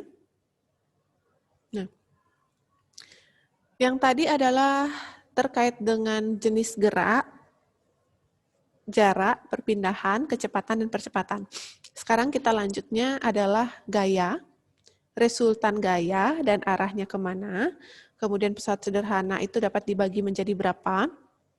Kalau pengungkit contoh bendanya apa saja, bidang miring contoh bendanya apa saja. Lalu ada gambar nanti. Di bagian lengan yang pertamanya misalkan dikasih beban 300 Newton, panjang lengan bebannya ke titik tumpu 20 cm, panjang lengan kuasa ke titik tumpu 40 cm, yang dicari adalah berapa gaya kuasa. Oke. Sekitar itu model-model soalnya. Jadi pelajari apa yang sudah pernah Miss sampaikan, yang sudah pernah Miss kasih, beserta PowerPoint-nya atau bahan ajarnya sudah Miss kirimkan di Moodle.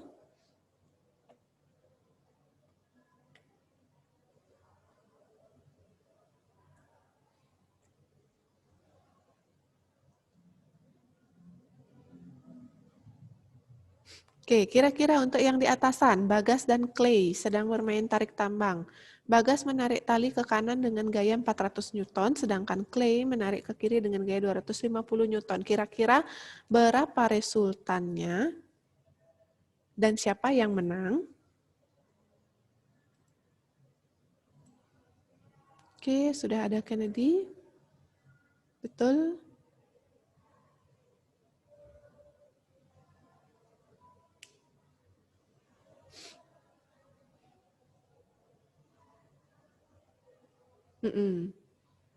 Benar, Kennedy.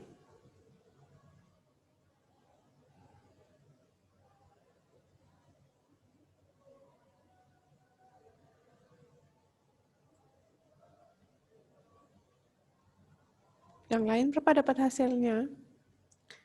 650 kah? 500? Atau 150?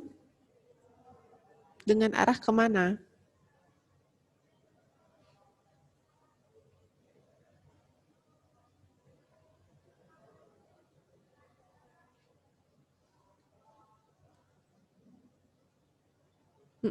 Martial benar.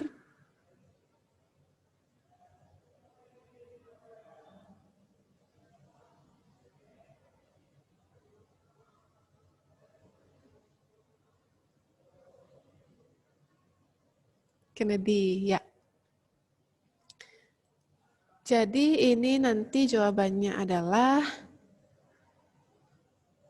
150 Newton ke kanan. Kemudian pesawat sederhana ada 4, tuas satu pengungkit, bidang miring, jangka sorong, dan roda berporos, atau roda dihubungkan tali juga bisa. Alat yang memanfaatkan pengungkit ada gunting kuku, ada gunting, kemudian ada sekop, ada gerobak. Kemudian lanjut alat yang memanfaatkan bidang miring ada skrup, kapak, perosotan, tangga, jalan berkelok-kelok yang seperti ada di gunung atau perbukitan. Kemudian yang ini kalian bisa cari sendiri nanti. Ini adalah W-nya, kemudian ini LB-nya, yang 40 ini adalah LK-nya.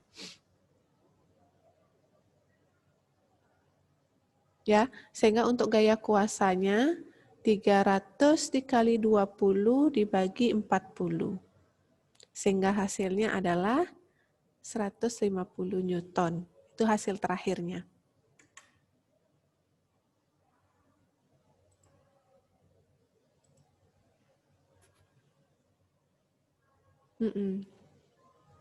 Oke, sudah ya. Jadi ini nanti juga Miss akan kirimkan ke Moodle.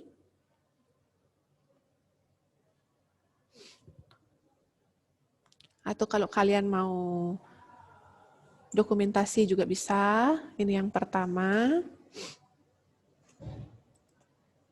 Kemudian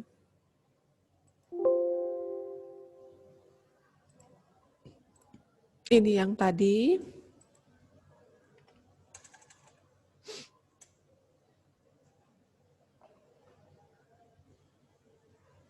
Jadi mohon dipelajari itu, dia terkait dengan gerak, jarak perpindahan, kecepatan, percepatan, gaya, hukum Newton, dan pesawat sederhana.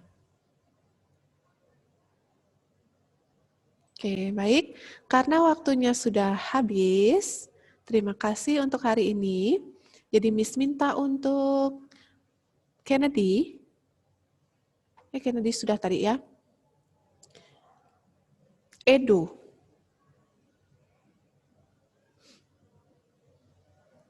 Edo ada? Teman-teman, mari kita berdoa. Oke. Tuhan Yesus, kami sudah selesai belajar fisika, sekarang kami hendak beristirahat, kiranya Engkau berkati kami selama istirahat ya Tuhan, dan kiranya Engkau juga berkati kami di pelajaran selanjutnya Tuhan. Terima kasih ya Tuhan, ya. Amin, terima kasih, selamat beristirahat dan melanjutkan pembelajarannya nanti ya.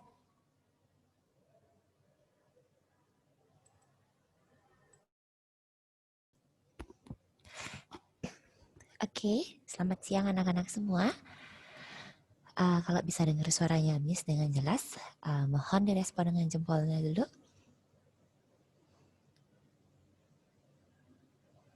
Oke, yang lainnya sudah mendengar suaranya Miss. Silakan jempolnya dulu. Oke, baru 2, yang lainnya.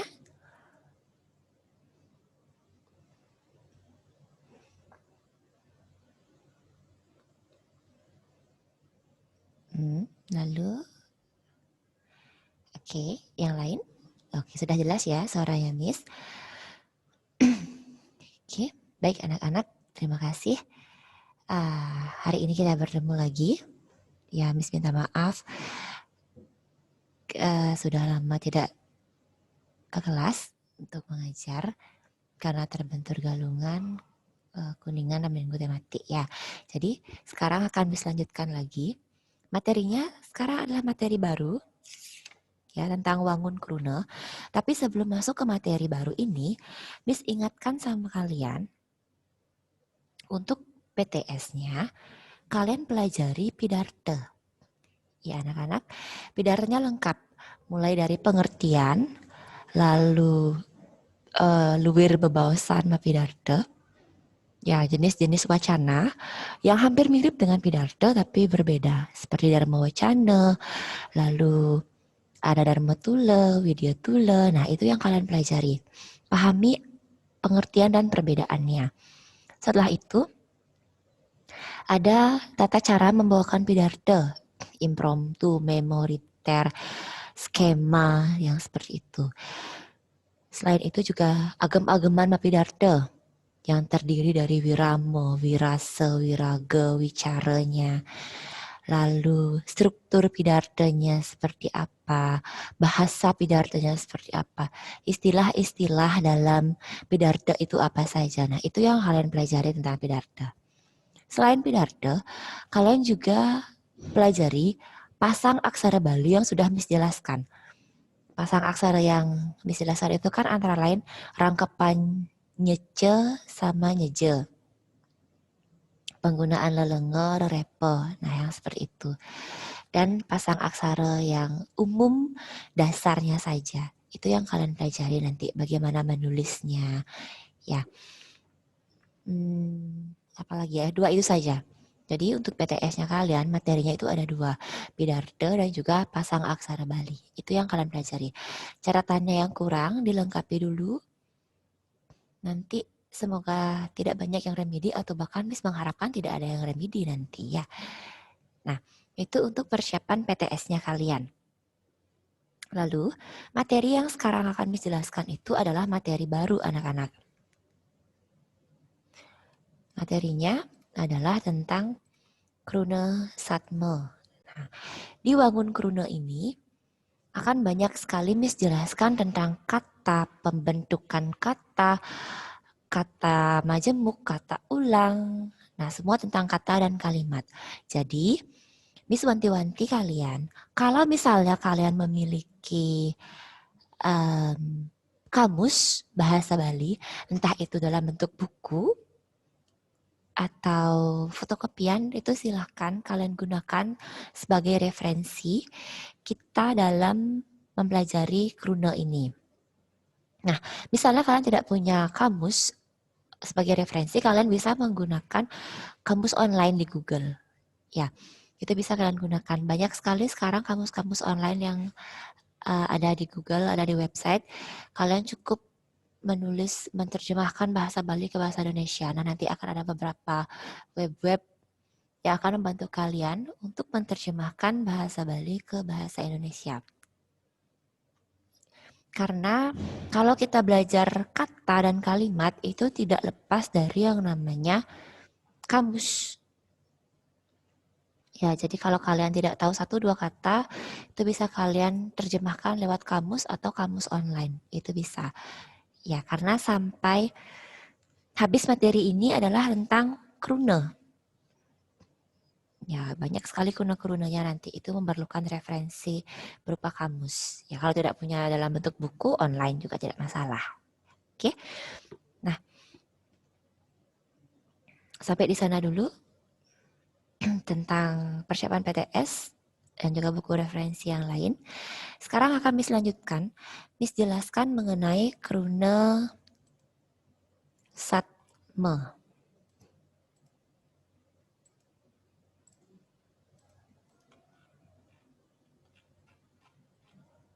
Oke, kruna satme. Sebentar dulu.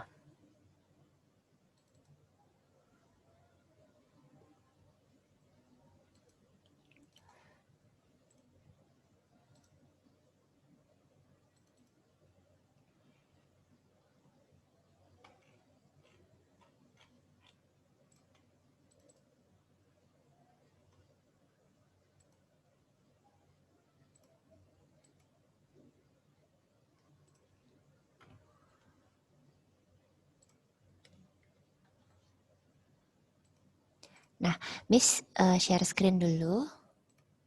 Nanti kalian kalau misalnya ada yang tidak dimengerti atau ingin ditanyakan, silahkan langsung bertanya agar bisa Miss jelaskan ya. Karena satma ini perlu perhatian yang lebih dari kalian. Silahkan dilengkapi catatannya. Apapun yang Miss jelaskan, Miss tetap minta kalian untuk mencatat. Lengkapi catatannya. Oke? Miss mulai. Kruna satma atau kata majemuk. Ya, kata majemuk. Kalau kita bicara majemuk, satme itu pasti katanya lebih dari satu. Ya, entah itu 2 atau lebih. Itu kata majemuk. Kruna satme inggih punika angkepan kalih kruna utawi lintang sane suksmane asiki. Ya, Miss ulang sekali lagi. Kruna satme inggih punika angkepan kalih kruna utawi lintang sane suksmane asiki. Artinya, kruna satme atau kata majemuk ini adalah gabungan 2 kata atau bisa juga lebih yang makna atau artinya itu menjadi satu. Sudah? Dia gabungan 2 kata atau lebih. Di mana makna atau artinya itu dia menjadi satu kesatuan. Contoh, meme, bape yang pertama. Meme itu ibu, bape itu ayah. Meme bape, maknanya apa? Rerame, orang tua. Kalau bicara rerame, itu pasti meme dan bape. Ya, dia 2 kata, menjadi satu pengertiannya, rerame. Lalu ada lemah, peteng. Lemah itu siang, peteng itu malam. Siang dan malam. Maknanya menjadi satu. Awai. Awai itu kalau di bahasa Indonesia seharian. Ia megai lemah peteng. Dia bekerja siang hingga malam. Itu seharian. Kalau di bahasa Bali itu awai ya namanya. Ya. Yang ketiga ada selem denges. selem itu selem, hitam, denges itu juga artinya hitam. Ketika mereka digabungkan jadi satu, menjadi kata majemuk, selem denges, itu maknanya satu, hitam. Selem atau hitam pekat, satu dia maknanya. Yang keempat, ada biu batu. Nah ini berbeda, ada biu dan ada batu. Ya, dia gabungan dua kata, maknanya menjadi satu. Biu batu, ya artinya biu, pisang. Jenis pisang yang ada biji-biji kecil seperti batu di dalamnya. Itu namanya biu batu atau pisang batu. Ya, dia maknanya itu menjadi satu, biu, seperti itu. Itu kata majemuk. Ya, kata majemuk ini sendiri secara umum itu ada dua jenis. Ada yang pepadan, setara, ada yang tanpa padan. Nah, apa itu kata Krunasatma pepadan dan Krunasatma tanpa padan akan Miss jelaskan, tapi sebelumnya silahkan dulu kalian tulis ini ya sambil kalian mendengarkan, sambil kalian menulis, jadi pemahamannya akan lebih cepat. Ya, Miss kasih waktu 3 menit silahkan, baru Miss akan lanjutkan ke kata majemuk atau Krunasatma pepadan. Ya, silahkan ditulis dulu yang sudah. Kalau sudah baru Miss lanjutkan nanti.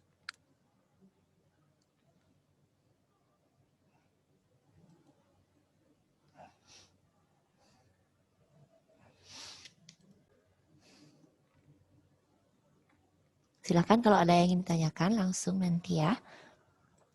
Biar bisa Miss langsung jelaskan ke kalian. 3 menit silahkan ditulis dulu. Nah di bukunya halaman 29 dan halaman 30 itu juga ada tentang Krunasatma. Sekiranya kalau kalian ingin mencari contoh lebih silahkan dilihat di halaman 30. Itu ada beberapa contoh Krunasatma.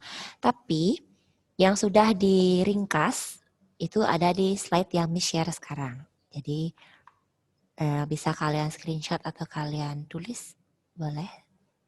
Yang jelas Miss minta catatannya harus dilengkapi nanti ya.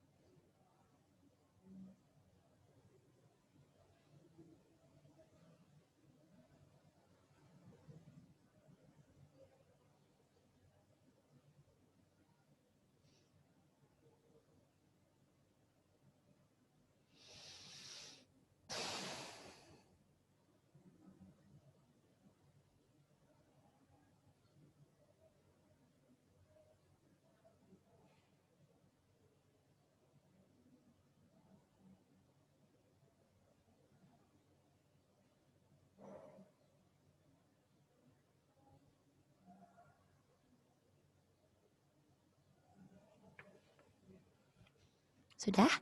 Miss lanjutkan ke jenis-jenis Krunasatma sekarang. Nah, Krunasatma secara umum itu dia ada 3. Yang pertama, Krunasatma pepadan atau kata majemuk setara. Yang kedua, Krunasatma tanpa padan, ya kata majemuk tidak setara. Yang ketiga adalah Krunasatma unik atau nganggen Krunatawah. Tapi ini jarang digunakan. Yang akan saya jelaskan adalah 2 ini, Krunasatma pepadan dan juga Krunasatma tanpa padan. Ya, apa itu Krunasatma pepadan? Nah, Krunasatma pepadan atau kata majemuk setara inggih punika kruna-kruna sanewangun Krunasatma puniki maduwe kedudukan setara. Nenten saling nyinahang. Artinya kata-kata yang membangun kata majemuk ini memiliki kedudukan yang sama atau setara.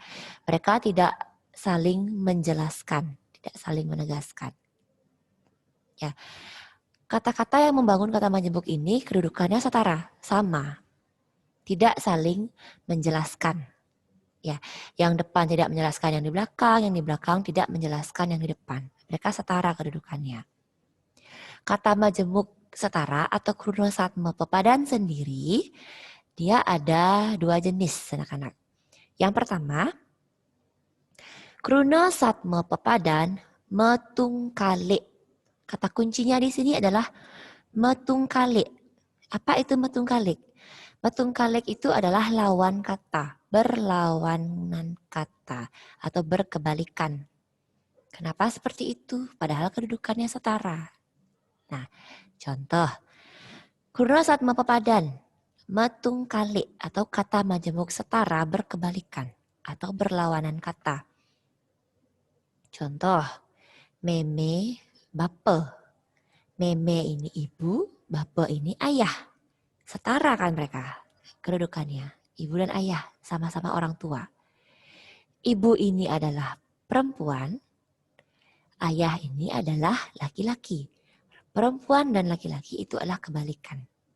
Ya lawan kata perempuan ya laki-laki. Lawan kata ibu, ayah. Mereka kedudukannya sama, hanya berlawanan kata. Secara jenis kelamin berbeda, berlawanan kata. Yang kedua ada cenik dan kelih. Cenik itu muda, kelih itu tua. Tua muda. Ini berlawanan kata kan.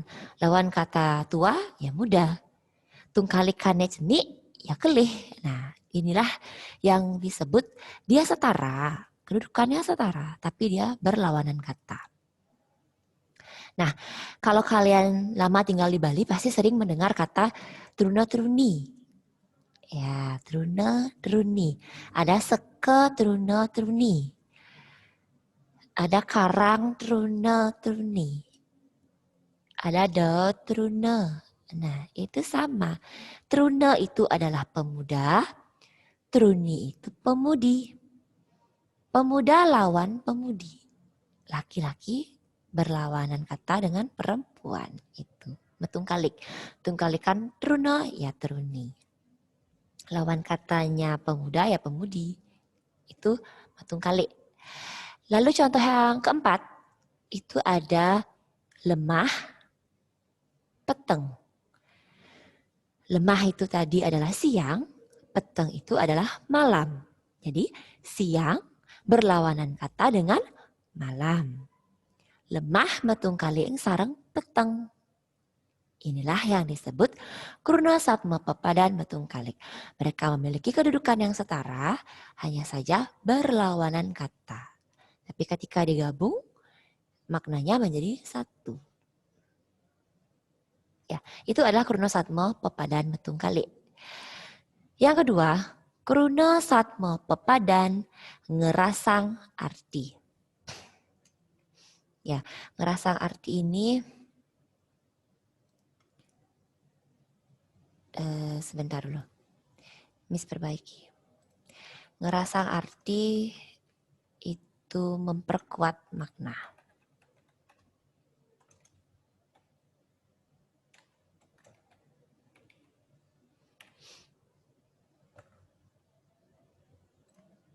Ya nanti agar tidak bingung kalian mempertegas.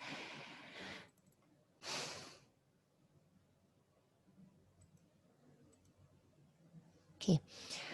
Yang kedua adalah krunasatma pepadan ngerasang arti. Kata kuncinya di sini adalah ngerasang arti. Apa itu ngerasang arti? Ngerasang arti ini artinya memperkuat makna atau memperkuat arti. Ya, jadi krunasatma pepadan ngerasang arti ini adalah kata majemuk yang memiliki kedudukan setara sama mereka, hanya saja gabungannya itu akan lebih memperkuat makna dari katanya ini. Contoh, kuning gading. Ada 6 contoh di sini, semuanya akan dijelaskan. Kuning gading.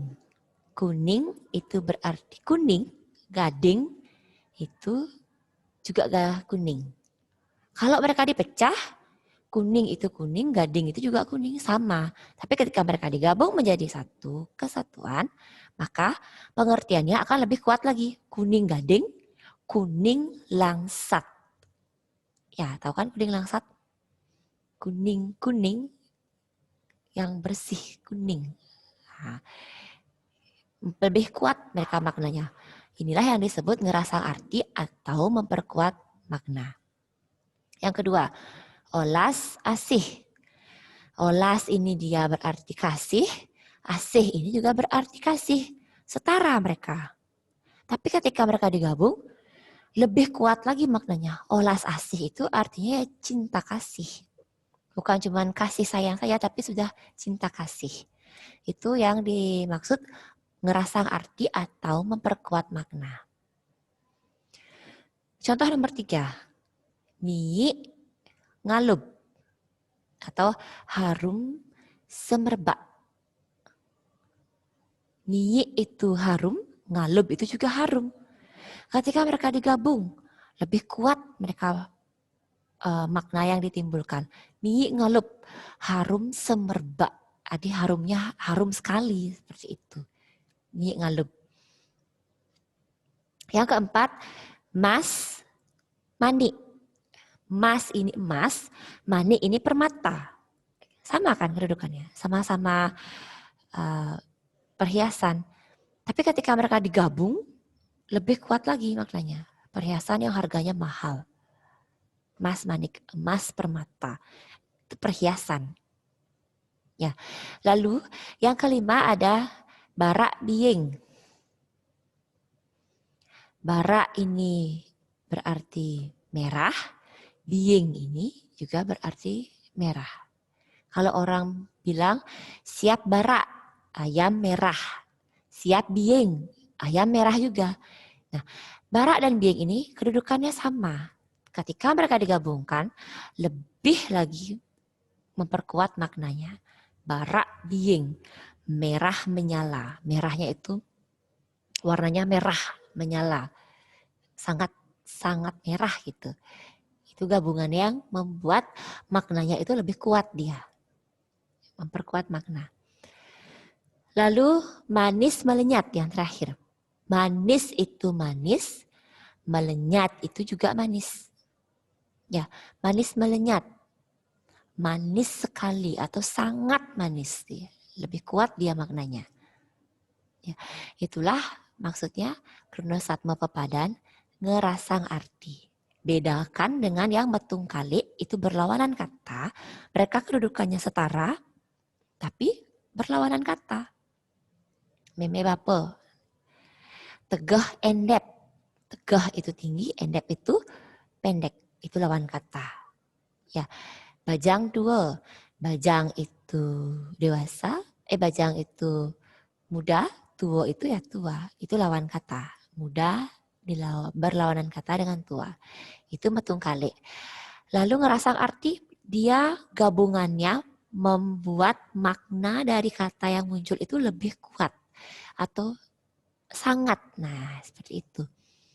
Itu bedanya. Ya, kedudukannya sama, tapi mereka memperkuat makna.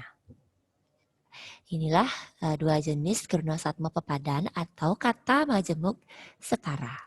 Oke, Miss kasih kalian waktu, silakan ditambahkan catatannya dulu, dilengkapi dulu ya. Setelah selesai, baru akan Miss lanjutkan lagi ke Krunasatma Tan Pepadan. Oke, silakan dicatat dulu.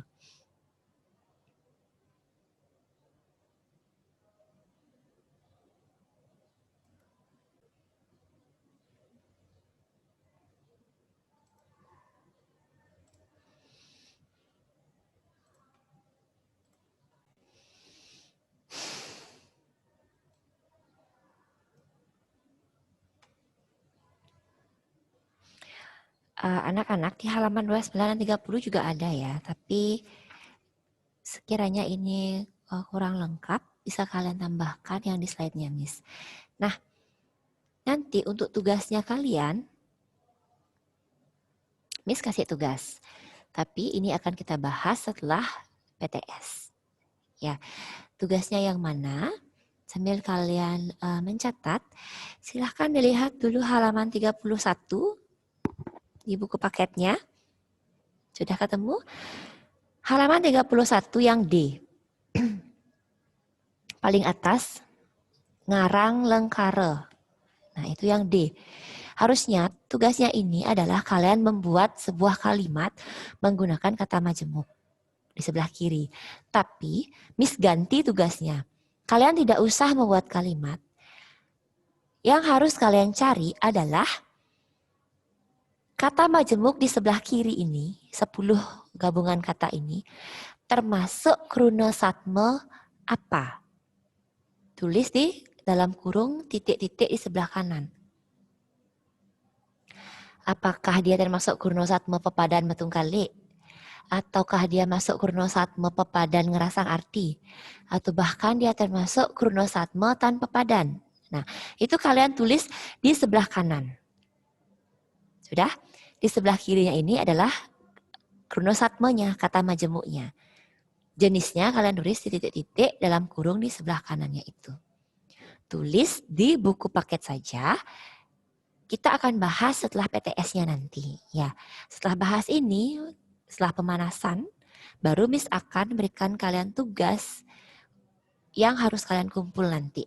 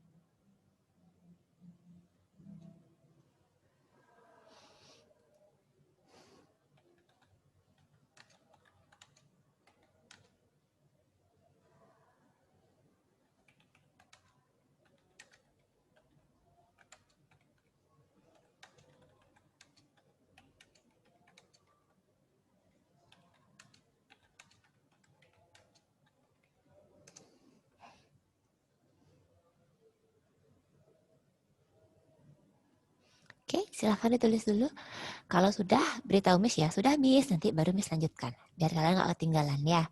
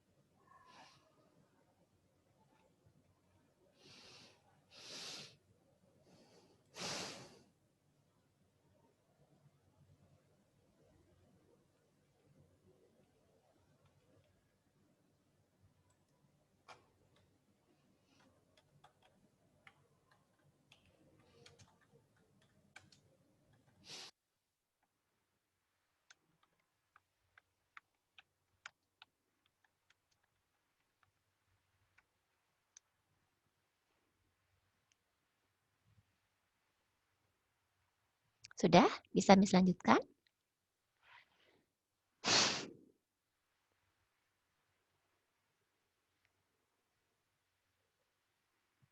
Oke, yang krunasatma padan sudah dicatat ya.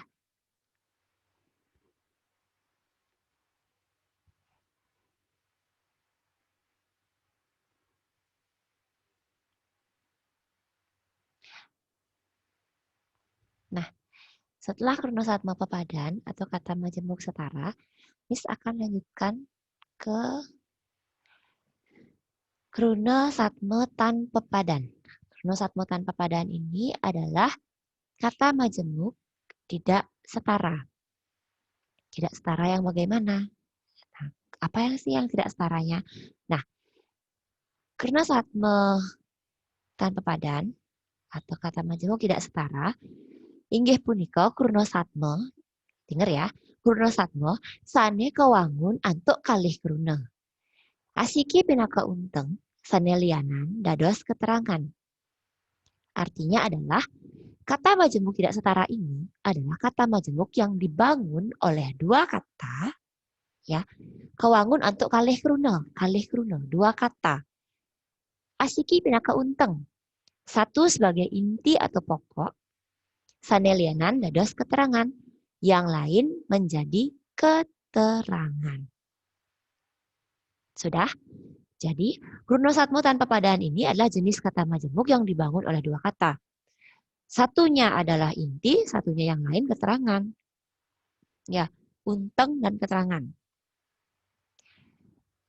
Contoh Kruno ka pertama dados unteng.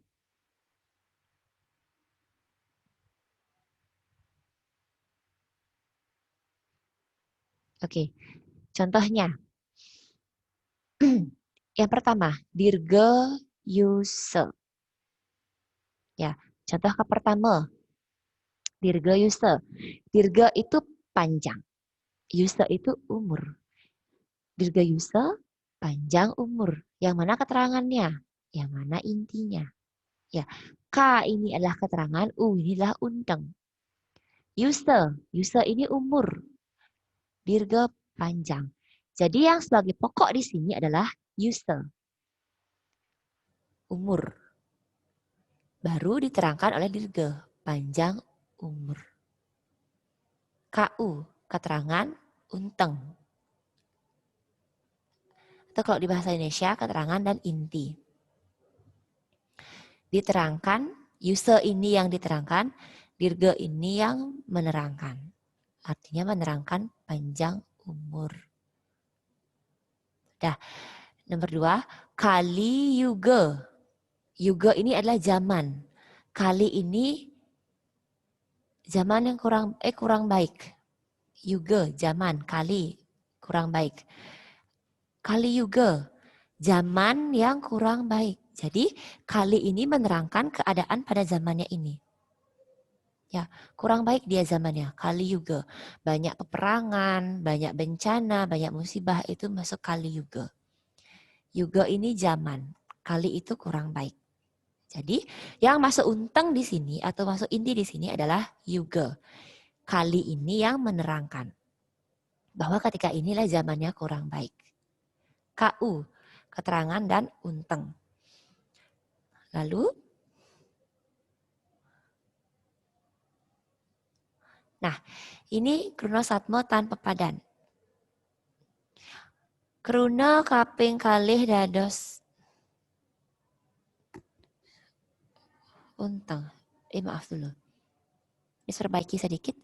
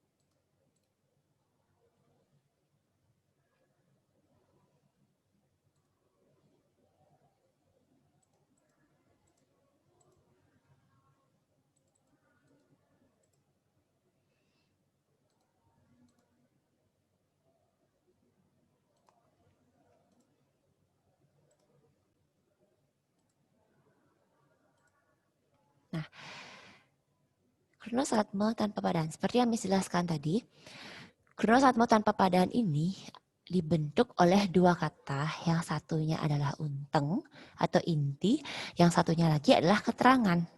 Ya, tadi sudah ada contoh di mana kata kedua adalah unteng, kata pertama ini keterangan. Lalu contoh berikutnya adalah kata pertama yang sebagai unteng atau sebagai inti, kata keduanya sebagai keterangan. Ya, jadi intinya bisa di depan atau bisa juga di belakang. Tergantung nanti ini katanya seperti apa. Yang pertama ini adalah galang kangin. Nah, galang kangin. Galang ini untengnya. Artinya dia yang menjadi inti atau pokok dari kata majemuknya ini. Kangin, keterangan. Galang ini artinya terang, kangin ini timur. Nah, antara terang dan timur kan tidak ada persamaan, tidak setara mereka. Terang itu sifat, timur itu arah. Tidak sama mereka. Tapi ketika mereka digabungkan, ya, ketika mereka bergabung, maknanya akan menjadi satu. Di mana galang kangin ini artinya terang benderang. Galang ini adalah untengnya, kangin ini yang menerangkan, galang kangin. Oh, berarti kalau dia di timur sudah terang, ya kangin itu timur, kalau timur sudah terang artinya matahari sudah naik. Itu pasti sudah mau siang, terang benderang dia berarti. Ya. Lalu tieng buluh. Nah, antara tieng dan buluh ini juga tidak ada persamaan. Tieng ini benda, buluh ini sifat, kata sifat. Ya, Miss mohon matikan dulu suaranya, dengarkan dulu Miss menjelaskan. Ya, siapapun yang mood suaranya masih aktif, dimatikan dulu, dengarkan dulu Miss menjelaskan ya.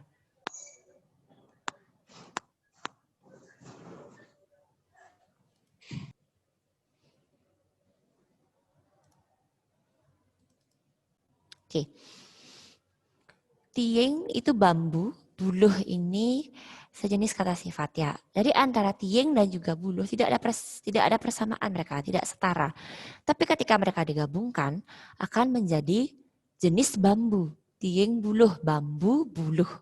Itu adalah jenis bambu. Yang biasanya dipakai penjor, tinggi dan melengkung. Nah, itu tieng buluh atau bambu buluh. Ya, tieng ini untengnya, buluh ini adalah keterangannya. Jadi si buluh inilah yang menerangkan bahwa oh ini adalah jenis bambu seperti ini. Gitu. Lalu yang ketiga ada kata biu batu. Nah, biu itu di bahasa Bali berarti pisang. Batu ini ya batu. Benda mati tidak bisa dimakan. Tidak ada kesetaraan antara biu dan batu. Makanan dan juga batu tidak ada yang setara. Tapi ketika si biu dan batu ini bergabung, mereka memiliki makna yang menyatu. Menyatunya bagaimana? Si batu ini, nah, si batu inilah yang akan menerangkan si biu ini. Bahwa biu batu ini adalah jenis pisang. Yang di dalamnya itu ada biji-biji kecil seperti kerikil-kerikil. Nah, itu biu batu. Jadi fungsinya si batu di sini adalah menerangkan jenis dari pisangnya ini. Biu batu, pisang batu. Atau biu raja. Biu raja itu kan jenis pisang dia. Tapi kalau misalnya kita pecah katanya, biu dan raja tidak ada kesetaraan. Tapi ketika mereka digabungkan jadi satu, si raja inilah yang menerangkan si biu. Artinya jenis pisang yang gede-gede itu, pisang raja. Ya, itulah maksudnya kronosatma tanpa padan. Yang satu sebagai unteng ya atau inti, yang satu lagi sebagai keterangannya. Contoh lagi nih, kacang hijau. Sering dengar kata kacang hijau kan? Yang biasanya kalian pakai bubur. Nah, kacang itu kan makanan, kata benda. Hijau itu adalah warna. Masuk dia kata sifat. Antara si kacang dan si hijau tidak ada persamaan. Tidak setara mereka. Beda jenisnya. Tapi ketika mereka bergabung, maknanya akan menjadi satu. Kacang hijau, ya kacang. Jenis kacang yang bulat kecil warna hijau.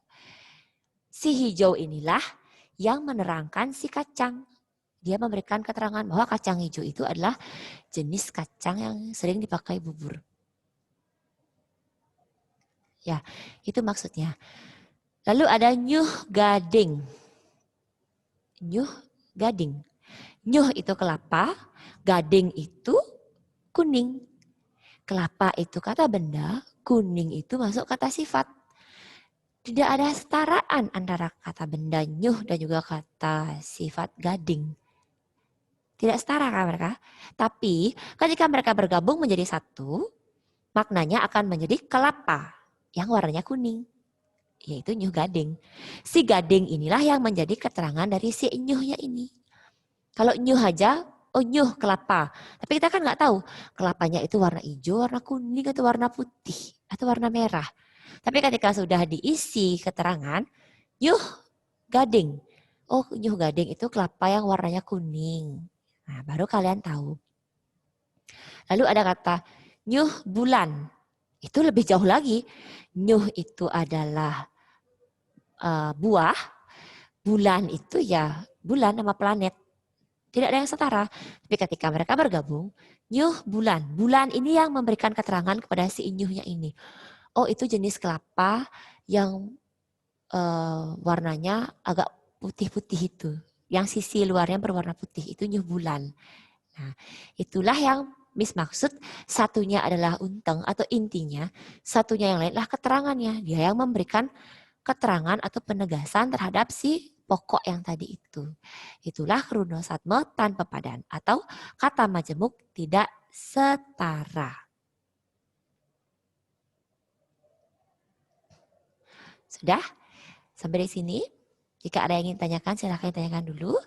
Miss kasih kalian waktu untuk mencatat dulu 5 menit. Oke? Silahkan dilengkapi catatannya. Jangan sampai ketinggalan nanti. Ya, silahkan 5 menit untuk mencatat. Kalau ada yang ingin ditanyakan atau kalian mau memberikan contoh, minta Miss menjelaskan contohnya, silahkan.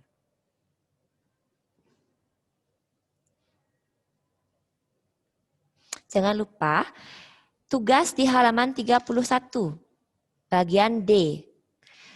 Ngarang lengkara itu Miss ganti, bukan membuat kalimat lagi, tetapi mencari jenis Runosatma dari kata di sebelah kiri ini. Kalian tulis jenisnya di dalam kurung titik-titiknya itu. Tulis di buku paket saja. Setelah PTS kita akan bahas itu nanti. Misalnya kajakauh. Kajakauh ini masuk Runosatma pepadan yang mana? Kalau misalnya dia termasuk metung kalik, kalian tulis Runosatma pepadan metung kalik. Atau Runosatma pepadan ngerasang arti. Atau Runosatma tan pepadan. Nah itu kalian tulis di sebelah kanannya ini. Wajib dikerjakan ya anak-anak ya.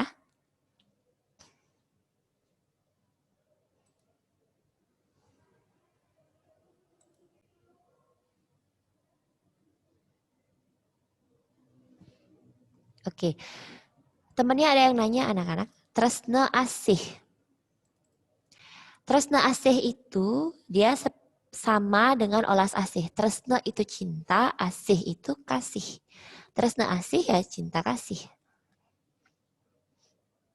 Kalau sudah ada kata tresna itu pasti cinta atau kasih juga bisa.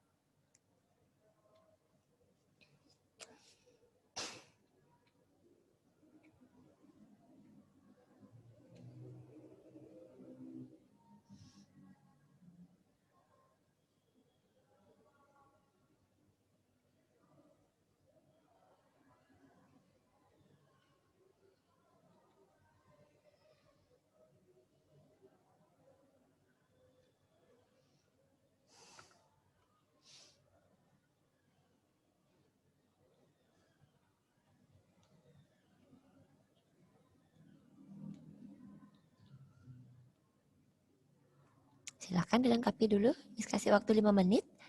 Setelah itu akan Miss lanjutkan lagi penjelasannya.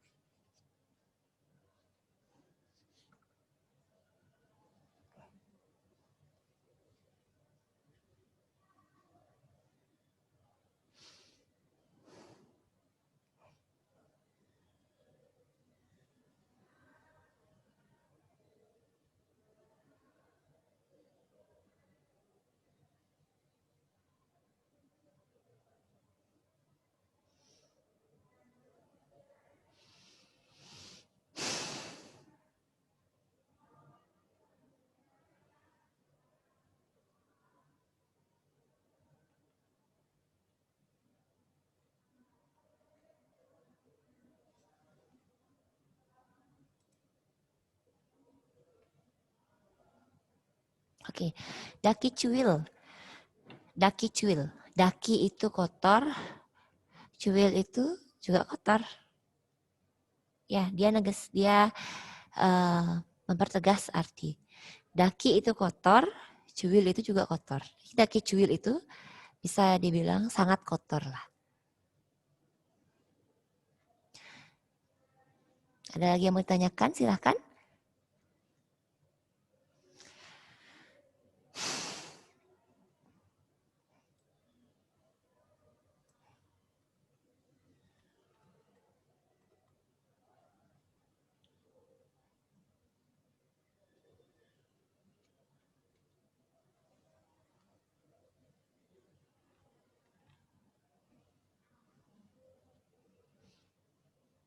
Tadi temannya ada yang bertanya tentang tresna asih. Ya, sudah menjelaskan. Tresna asih itu cinta kasih. Lalu ada lagi yang bertanya daki cuil. Daki itu kotor, cuil itu juga kotor. Ketika mereka bergabung, daki cuil ini bisa berarti sangat kotor atau kotor sekali. Ya, yang lainnya sekiranya di buku itu ada, jadi bisa kalian tulis arti di bahasa Indonesianya. Nanti kan mencari jenis Kruna Satmanya gampang nanti kalian ya.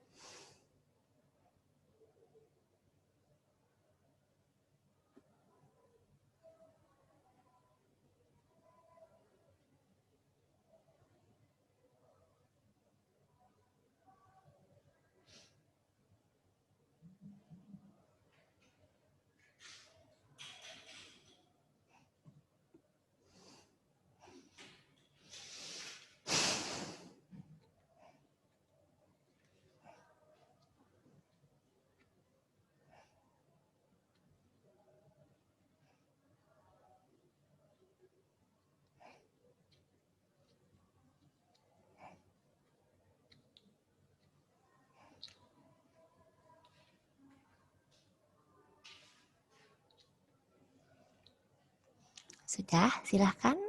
Ada kata yang ini tanyakan lagi. Semakin banyak yang bertanya, semakin bagus loh. Nanti kalian buat tugasnya kan tidak bingung nanti. Di halaman 31 itu ada kajakauh. Nah, bisa dikasih keterangan di sana. Kajakauh, pakai pensil aja ya. Kaja itu utara, kauh itu barat. Kajakauh, utara dan barat. Nah, jenisnya apa ini ya? Silahkan kalian cari sendiri. Lalu peteng dedet. Peteng itu gelap. Dedet itu juga gelap. Kalau mereka bergabung, jadi apa? Cenik kelih. Cenik kelih sekiranya kami sudah jelaskan tadi. Cenik itu muda, kelih itu tua. Lalu ada rumah sakit. Rumah sakit ini gampang. Biu susu. Biu itu pisang. Susu itu ya susu. Ketika mereka bergabung, jadinya apa? Lalu ada kacang hijau. Oh, sudah menjelaskan tadi kacang hijau baru. Daki cuil. Sudah juga menjelaskan, temannya tadi bertanya. Pahit mekilit. Pahit itu pahit. Mekilit itu melilit. Nah, pahit dan melilit. Tapi ketika mereka bergabung, jadinya apa? Tresna asih itu juga sudah menjelaskan tadi temannya bertanya. Tresna itu cinta, asih itu kasih. Yang terakhir, meme bape. Nah, itu juga sudah menjelaskan. Meme itu ibu, bape itu ayah. Oke. Sudah, jadi sekarang kalian tinggal mencari itu termasuk jenis Kruna Satma yang mana. Kalau dia pepadan, lengkapkan ya pepadannya metung kali atau pepadannya ngerasang arti.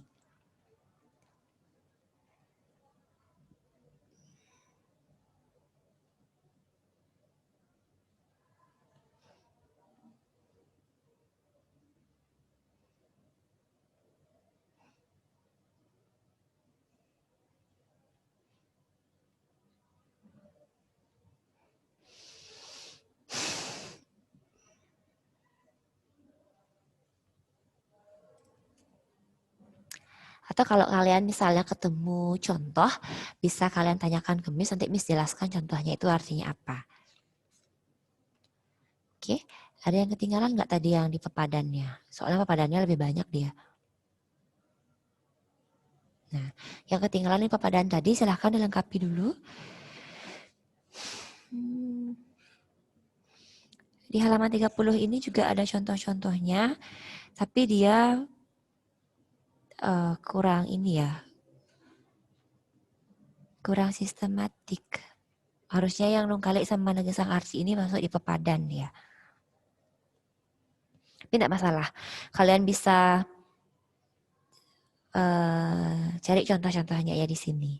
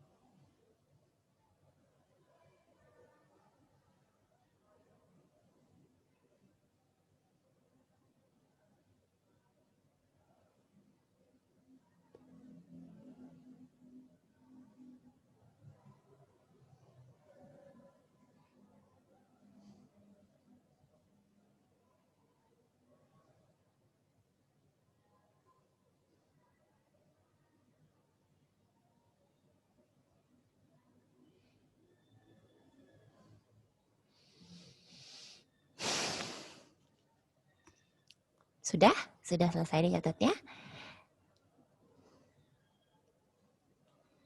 Nah, ini yang tadi yang pepadan Miss jelaskan. Kalau ada yang ketinggalan, silahkan dilengkapi dulu.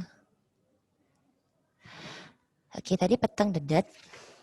Petang itu gelap, dedet itu juga gelap. Jadi petang dedet itu bisa, kalau dia bergabung, itu bisa berarti sangat gelap atau gelap sekali.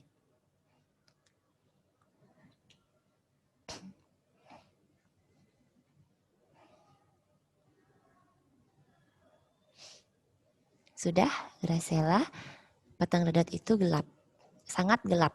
Kalau petang aja gelap, kalau digabung dengan dedet itu sangat gelap.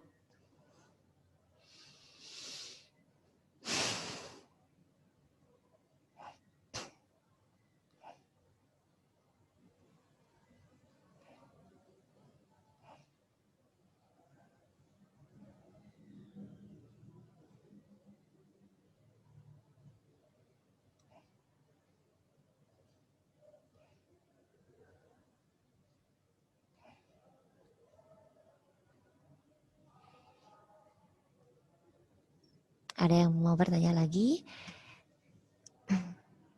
Silahkan, mumpung masih ada waktu. Atau mungkin tadi ada yang kurang jelas?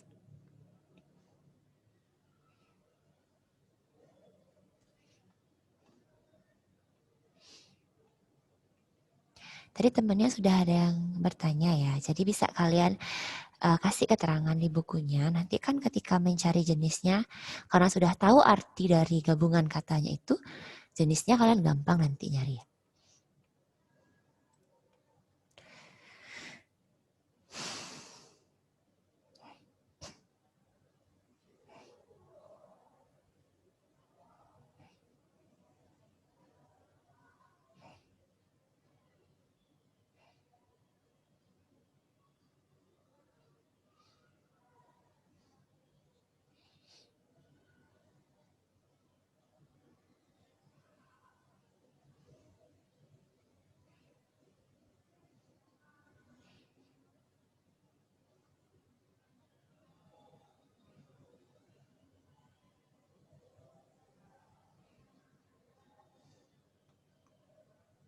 Oke, sudah lengkap semua, sudah jelas.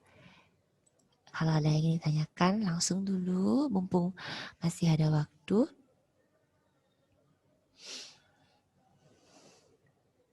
Oke, ingat tugasnya ya. Ingat juga persiapan untuk PTS-nya. Kalian pelajari Pidarte lengkap. Dari pengertian, jenis, cara membawakan, lalu ada wacana yang mirip dengan Pidarte tapi berbeda dia bentuknya. Terus titik kesan agam-agaman Pidarte, terus struktur, nah sama aksara Bali juga. Oke, ingat dipelajari dulu itu. Tugasnya ini silahkan kalian kerjakan. Kita akan bahas nanti setelah PTS. Nah, setelah bahas ini, baru Miss akan berikan kalian tugas yang nantinya harus kalian kumpul. Ya. Setelah itu kita akan lanjutkan dengan frase bahasa Bali. Minggu berikutnya.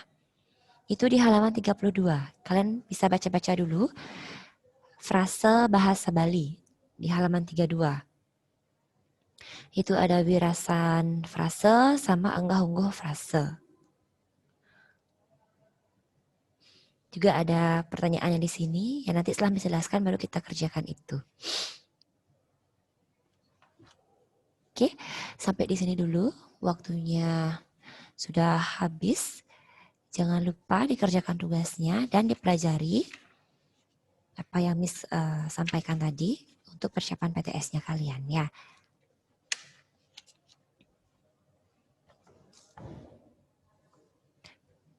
Oke, sampai di sini dulu.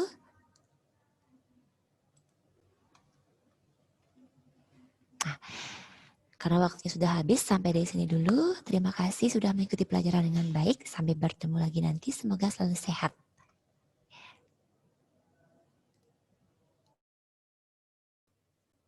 Oke, kita mulai ya.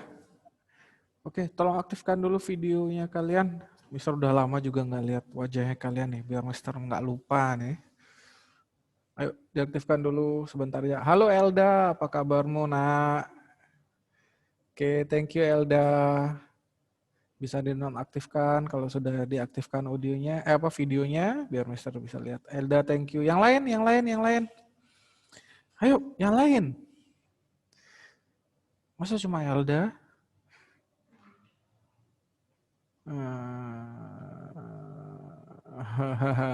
Ya, Mister minta adalah wajahnya. Ayo. Halo Ridas, apa kabarmu nak? Baik. Oke, thank you. Yang lain? Gilang, ayo aktifkan videomu nak. Mister udah lama nggak lihat wajahmu nih. Ayo Gilang. Oke, halo Aurelia, apa kabarmu nak? Sehat ya? Good job, thank you. Yang lain?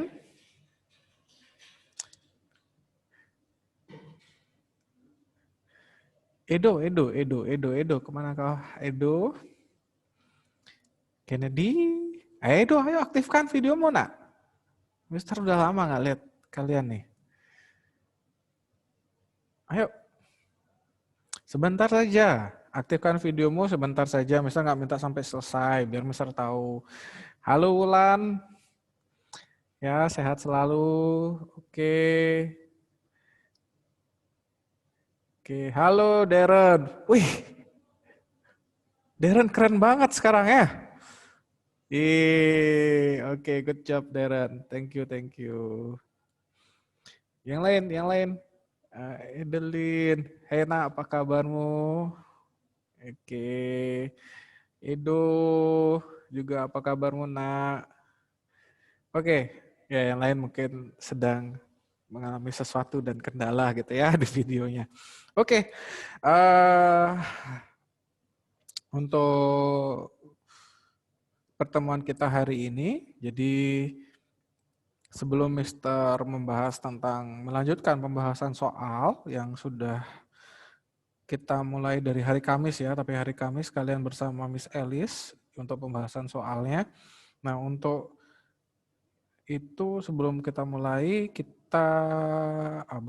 Mister akan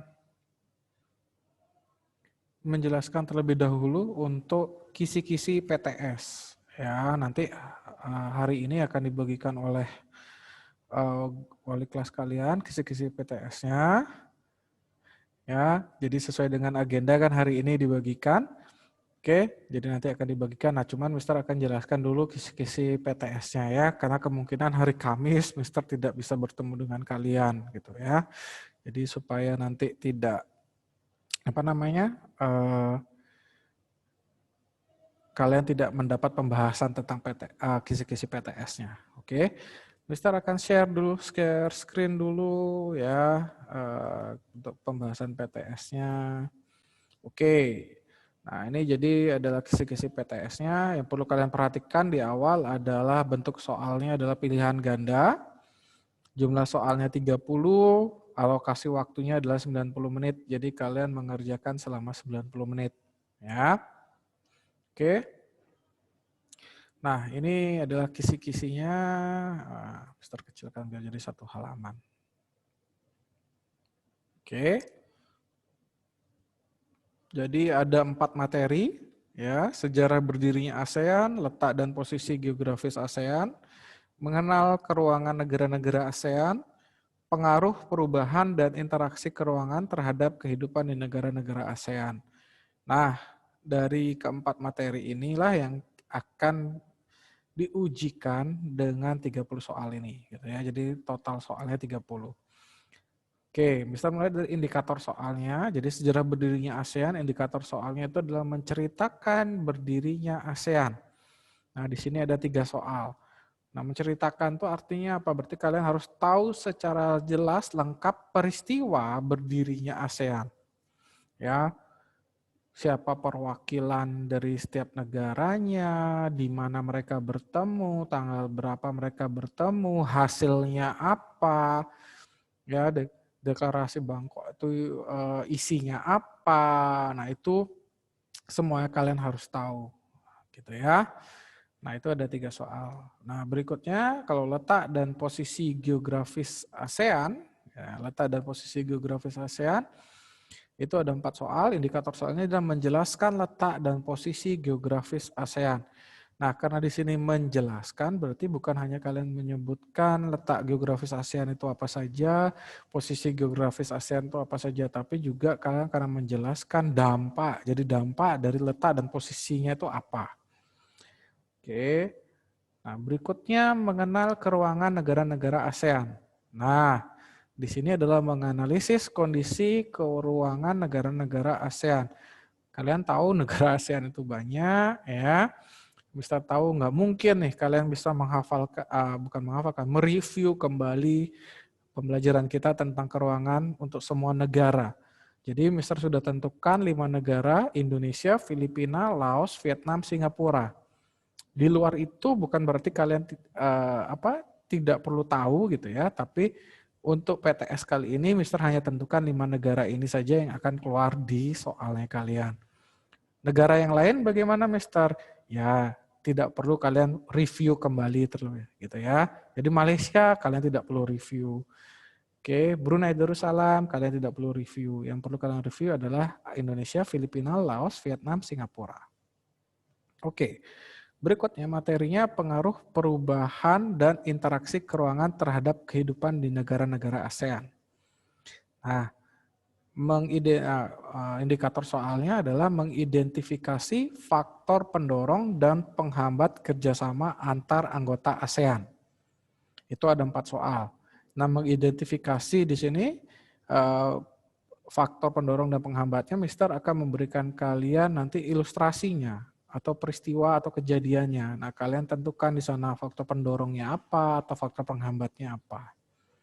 Oke, berikutnya indikator soal berikutnya menjelaskan bentuk-bentuk kerjasama antar anggota ASEAN. Nah, ini yang pernah Mister tunjukkan video kerjasama antara Brunei dan Indonesia. Nah, dari ini Mister akan berikan kalian ilustrasinya. Setelah itu kalian tentukan bentuk kerjasamanya di bidang apa, ekonomi kah, sosial budaya kah, atau yang lainnya. Seperti itu. Oke? Jadi seperti itu ya. Nah, itu untuk penjelasan kisi-kisinya. Oke. Nah, Mister akan stop share. Ada pertanyaan? Oh, nanti kalau soal nanti ya, Mister akan jelaskan. Ada pertanyaan dulu tentang kisi-kisi PTS-nya atau sudah jelas? Jadi 17 soal kalian 30. Ingat ya, pengerjaannya nanti menggunakan Moodle.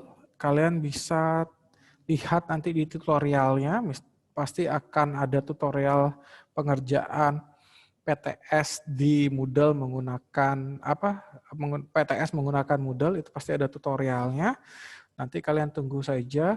Nah, yang Mister minta tolong adalah perhatikan dengan baik tutorialnya. Gitu ya, karena nanti memang berhubungan dengan pengerjaannya kalian untuk PTS-nya. Oke. Ada pertanyaan dulu tentang kisi-kisi PTS-nya, Nak?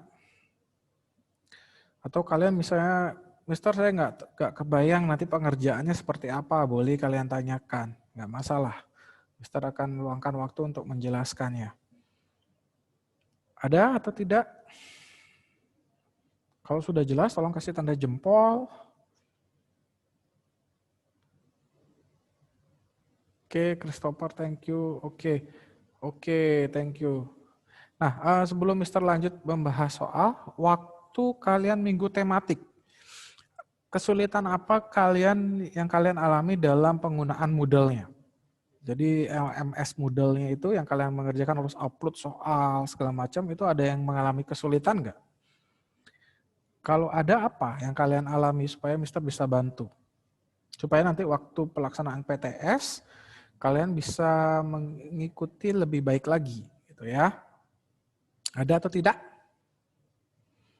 Atau lancar-lancar aja, gampang-gampang aja Mister, gitu. Hah? Ada atau tidak? Bedanya nanti dengan yang kalian kerjakan di minggu tematik. Kalau di minggu tematik kalian upload tugas namanya, ya. Setelah itu kalian bisa ganti penugasan kalian. Nah, kalau PTS ya pasti tidak bisa diganti dan sistemnya adalah kalian langsung jawab dengan waktu 90 menit. Begitu kalian login ke Moodle-nya, terus kalian pilih PTS, kalian mulai start mengerjakan, itu waktu 90 menit sudah pasti akan langsung terhitung.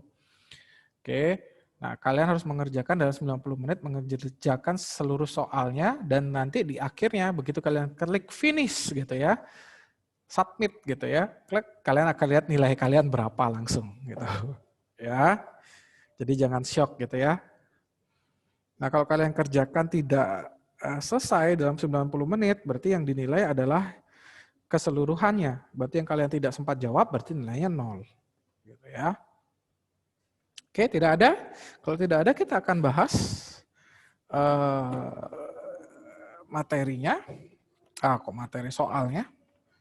Tidak ada? Oke, kalau tidak ada, kita akan lanjut. Nah, sebelum itu, Mister mau tahu dulu, pembahasan yang pilihan ganda, itu sampai nomor berapa ya? Kalau kelas yang lain itu sampai nomor 12, 13. Nah, di kelas ini sampai nomor berapa? Ada yang ingat? Bagian yang A, yang pilihan ganda, kalian sudah dibahas dengan Miss Elis sampai nomor berapa? Ayo. Atau nggak ada yang ingat. Nah, bahaya kalau nggak ada yang ingat. Ayo, oke, sampai nomor 12. 12 itu sudah dibahas atau belum, Adeline? Atau kita mulai nomor 13? Oke, berarti kita mulai dari nomor 13 ya. Oke. Untuk pertanyaannya Adeline yang nomor 6 dipilih di uraian, nanti kita pasti akan masuk di sana. Kalau tidak hari ini, di pertemuan berikutnya ya, di hari Kamis kita akan bahas itu. Oke, kita mulai dulu di nomor 13 yang pilihan ganda. Pernyataan tepat mengenai gambar tersebut adalah gitu ya. Nah, dari gambar yang kalian lihat di nomor 13 itu adalah gambar wisatawan asing atau turis sedang belajar tari tradisional. Nah, jangan tanyakan ke Mister tari tradisionalnya itu apa ya. Karena Mister enggak tahu dengan jelas itu gerakan tari tradisional apa gitu ya. Tapi intinya adalah gambar tersebut menunjukkan bahwa wisatawan asing sedang belajar tari tradisional. Oke, dari gambar tersebut maka pernyataan yang tepat, yang paling tepat itu adalah yang A. Perbedaan kebudayaan mendorong adanya interaksi antar negara. Oke, jadi nomor 13 itu adalah A. 14. Kerjasama internasional membuka peluang bagi pihak asing untuk berinvestasi di suatu negara. Dampak positif terbukanya investasi dari negara lain adalah, nah, yang nomor 14, B dan D. Ya, B dan D itu sudah pasti salah. Oke, yang B, jumlah perusahaan asing meningkat. Nah, itu tidak menunjukkan dampak positif atau dampak negatifnya ya gitu ya. Kalau jumlah perusahaan asing meningkat, begitu investasi dibuka, maka jumlah perusahaan asing pasti akan meningkat juga. Nah, dampak dari jumlah perusahaan asing yang meningkat ini bisa dampak positif, bisa dampak negatif. Dampak negatif misalnya kalau jumlah perusahaan asing meningkat adalah yang D. Tapi yang D ini kebalikannya gitu ya. Industri rumah tangga atau UMKM itu semakin sulit berkembang. Ya, yang D ini salah, harus kalau dampak negatif dari investasi asing masuk itu adalah industri rumah tangga semakin tidak berkembang karena dia banyak saingannya. Nah, yang nomor 14 yang memungkinkan jawabannya adalah A dan C. Nah, untuk yang C, kualitas sumber daya manusia meningkat, itu mungkin dampak positifnya, tetapi dengan catatan bahwa setiap individu mau mengembangkan diri. Nah, sedangkan lapangan kerja semakin luas, itu pasti terjadi. Begitu ada investasi asing masuk, itu pasti terjadi lapangan kerja yang semakin luas. Oke, jadi nomor 14 jawabannya adalah A. Kenapa tidak C? Karena C itu mungkin terjadi kalau, jadi ada catatannya, kalau individunya mau, kalau enggak ya enggak akan terjadi. Jadi yang pasti terjadi itu adalah yang A. Oke, nomor 15. Ya, devisa adalah semua barang yang dapat digunakan sebagai alat pembayaran internasional. Upaya tepat pemerintah Indonesia untuk meningkatkan devisa negara adalah, nah, devisa negara salah satunya dalam bentuk valuta asing. Nah, sekarang Mister tanya ke kalian, tolong direspon. Ya, devisa negara itu akan bertambah pada saat ekspor atau impor. Ayo, di chat boleh, pada saat ekspor atau impor. Oke, thank you Kennedy. Ekspor. Jadi pada saat kamu melakukan ekspor, maka devisa negara akan bertambah. Karena apa? Kamu menerima pembayaran dalam bentuk valuta asing. Oke, berikut pertanyaannya. Pada saat kapan devisa memungkinkan bertambah? Pada saat, anggaplah Indonesia gitu ya, biar gampang ya. Pada saat Indonesia kedatangan wisatawan asing atau pada saat orang Indonesia berkunjung ke negara lain.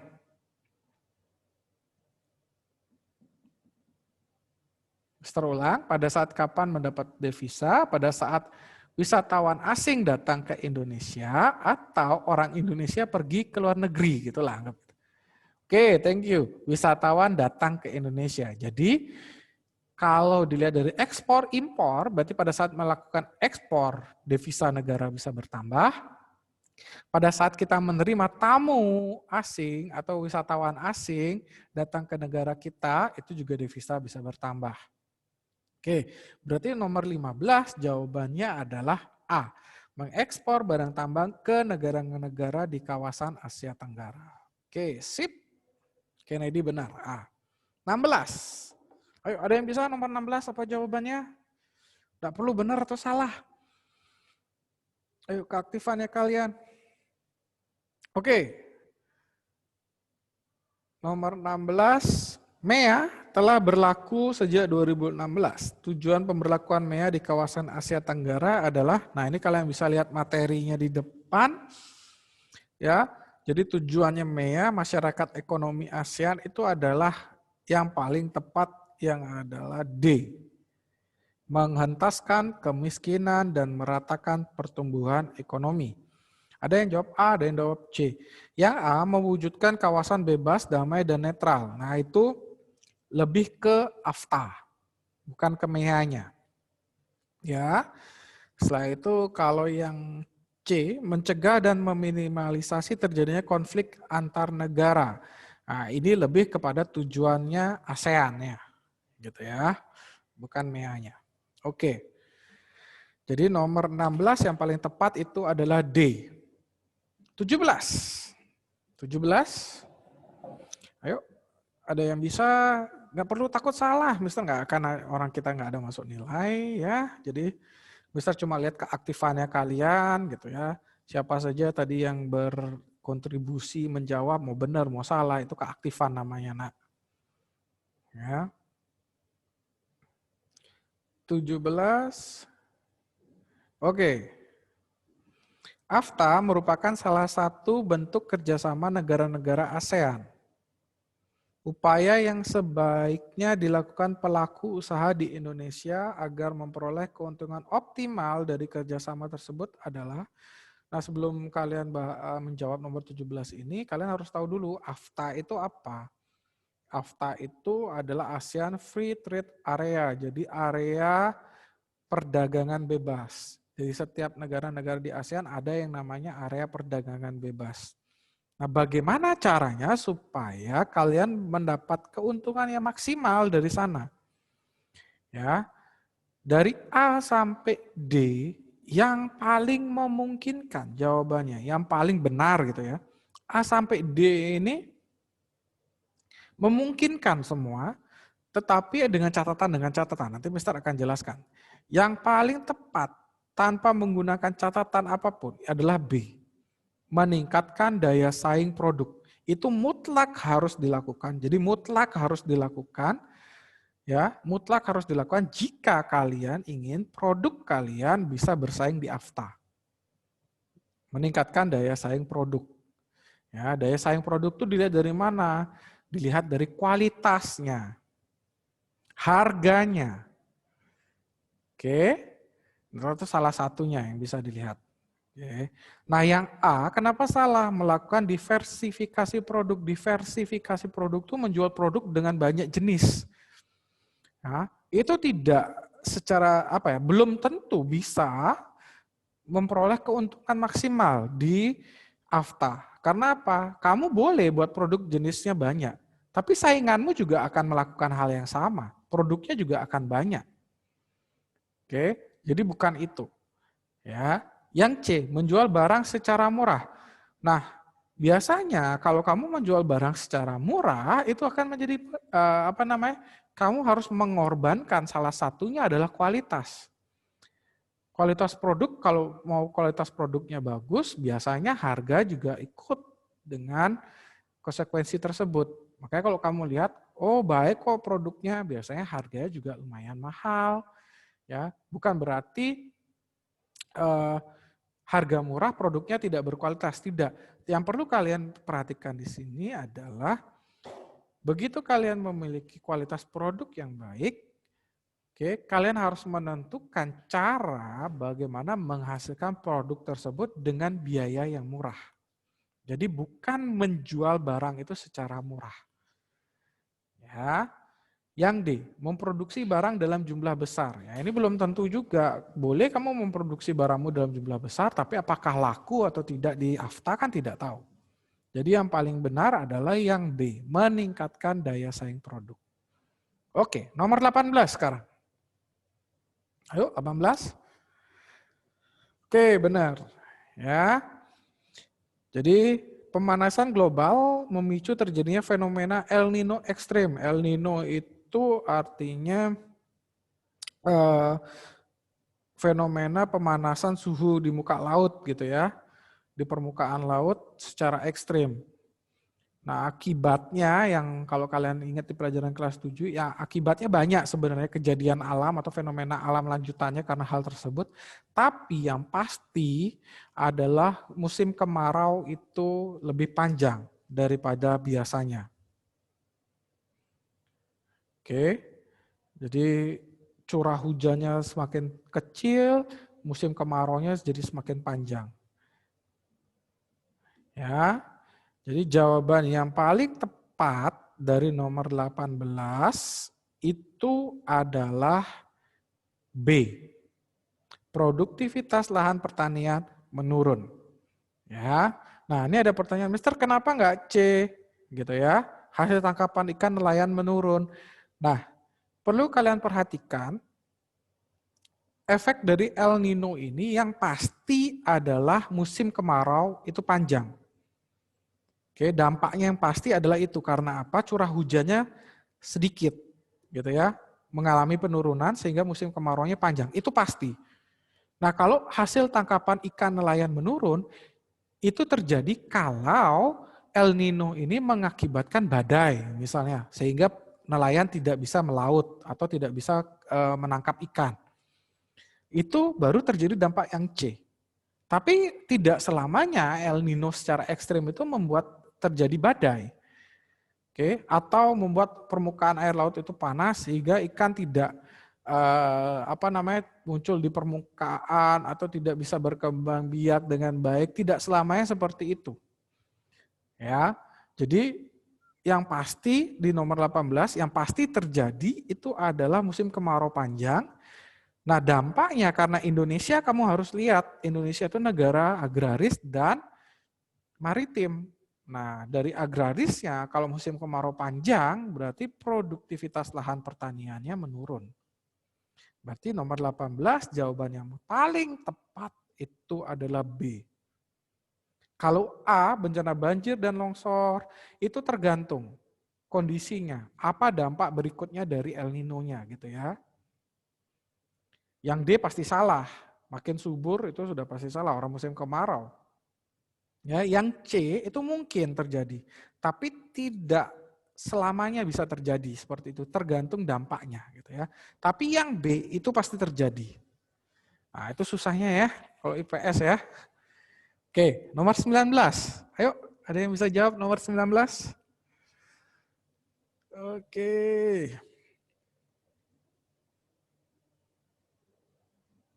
Oke, 19. Berdasarkan wacana tersebut, Mister nggak baca ya wacananya apa.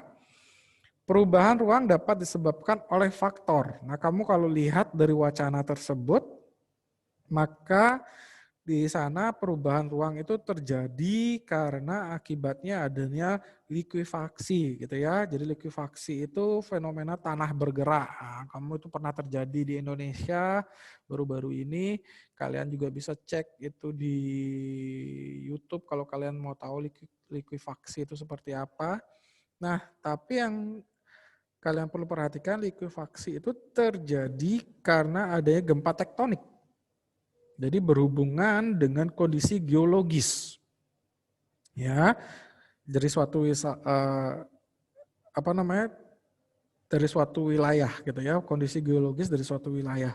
Jadi jawaban nomor yang 19 yang paling tepat itu adalah kondisi geologis. Jawabannya B. Ya, tidak ada hubungan dengan sumber daya alam. Karena tidak ada likuifaksi itu tidak terjadi karena sumber daya alam, tetapi karena kondisi geologisnya. Ya. Nomor 20. 20.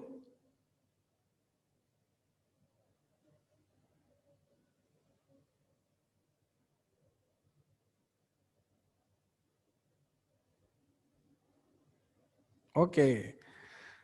Oh, ini beragam jawabannya. Berarti Mister harus bahas ilustrasinya ya. Nah, perhatikan ilustrasinya. Pak Budi seorang petani di desa baru. Selama puluhan tahun, Pak Budi menanami sawahnya dengan padi. Kesehatan Pak Budi mulai menurun sehingga tidak dapat bekerja seperti sedia kala. Sementara itu, semua anak Pak Budi memilih bekerja di perusahaan swasta. Jadi anaknya tidak ada yang melanjutkan pekerjaan Pak Budi sebagai petani, gitu ya. Akhirnya lahan milik Pak Budi dijual kepada seseorang dan dijadikan warung makan oleh pembelinya. Nah, karena istilahnya anak-anaknya Pak Budi itu tidak ada yang bisa melanjutkan pekerjaan orang tuanya sebagai petani, daripada lahan pertaniannya tidak digunakan, itu dijual. Ya, dibeli. Nah, pembelinya ini menggunakan dia mengalihfungsikannya dari lahan pertanian menjadi lahan ekonomi untuk membuka warung makan. Nah, dari ilustrasi itu, maka faktor pendorong alih fungsi yang paling tepat itu adalah yang A, kurangnya minat mengelola lahan pertanian. Kenapa yang A? Karena kata kuncinya adalah anak Pak Budi memilih bekerja di perusahaan swasta dibandingkan dia menjadi petani. Jadi dia tidak ada minat untuk mengelola lahan pertanian tersebut. Jadi nomor 20 yang paling tepat adalah yang A. Kenapa yang enggak yang C, Mister? Karena kalian mayoritas jawab yang C. Menurunnya tingkat kesehatan para petani. Ini tidak ada di ilustrasinya. Yang ada di ilustrasinya adalah hanya Pak Budi. Kalian dijelaskan Pak Budi itu adalah petani. Ya, jadi kesehatannya menurun. Pak Budinya yang menurun, bukan seluruh petani kesehatannya menurun.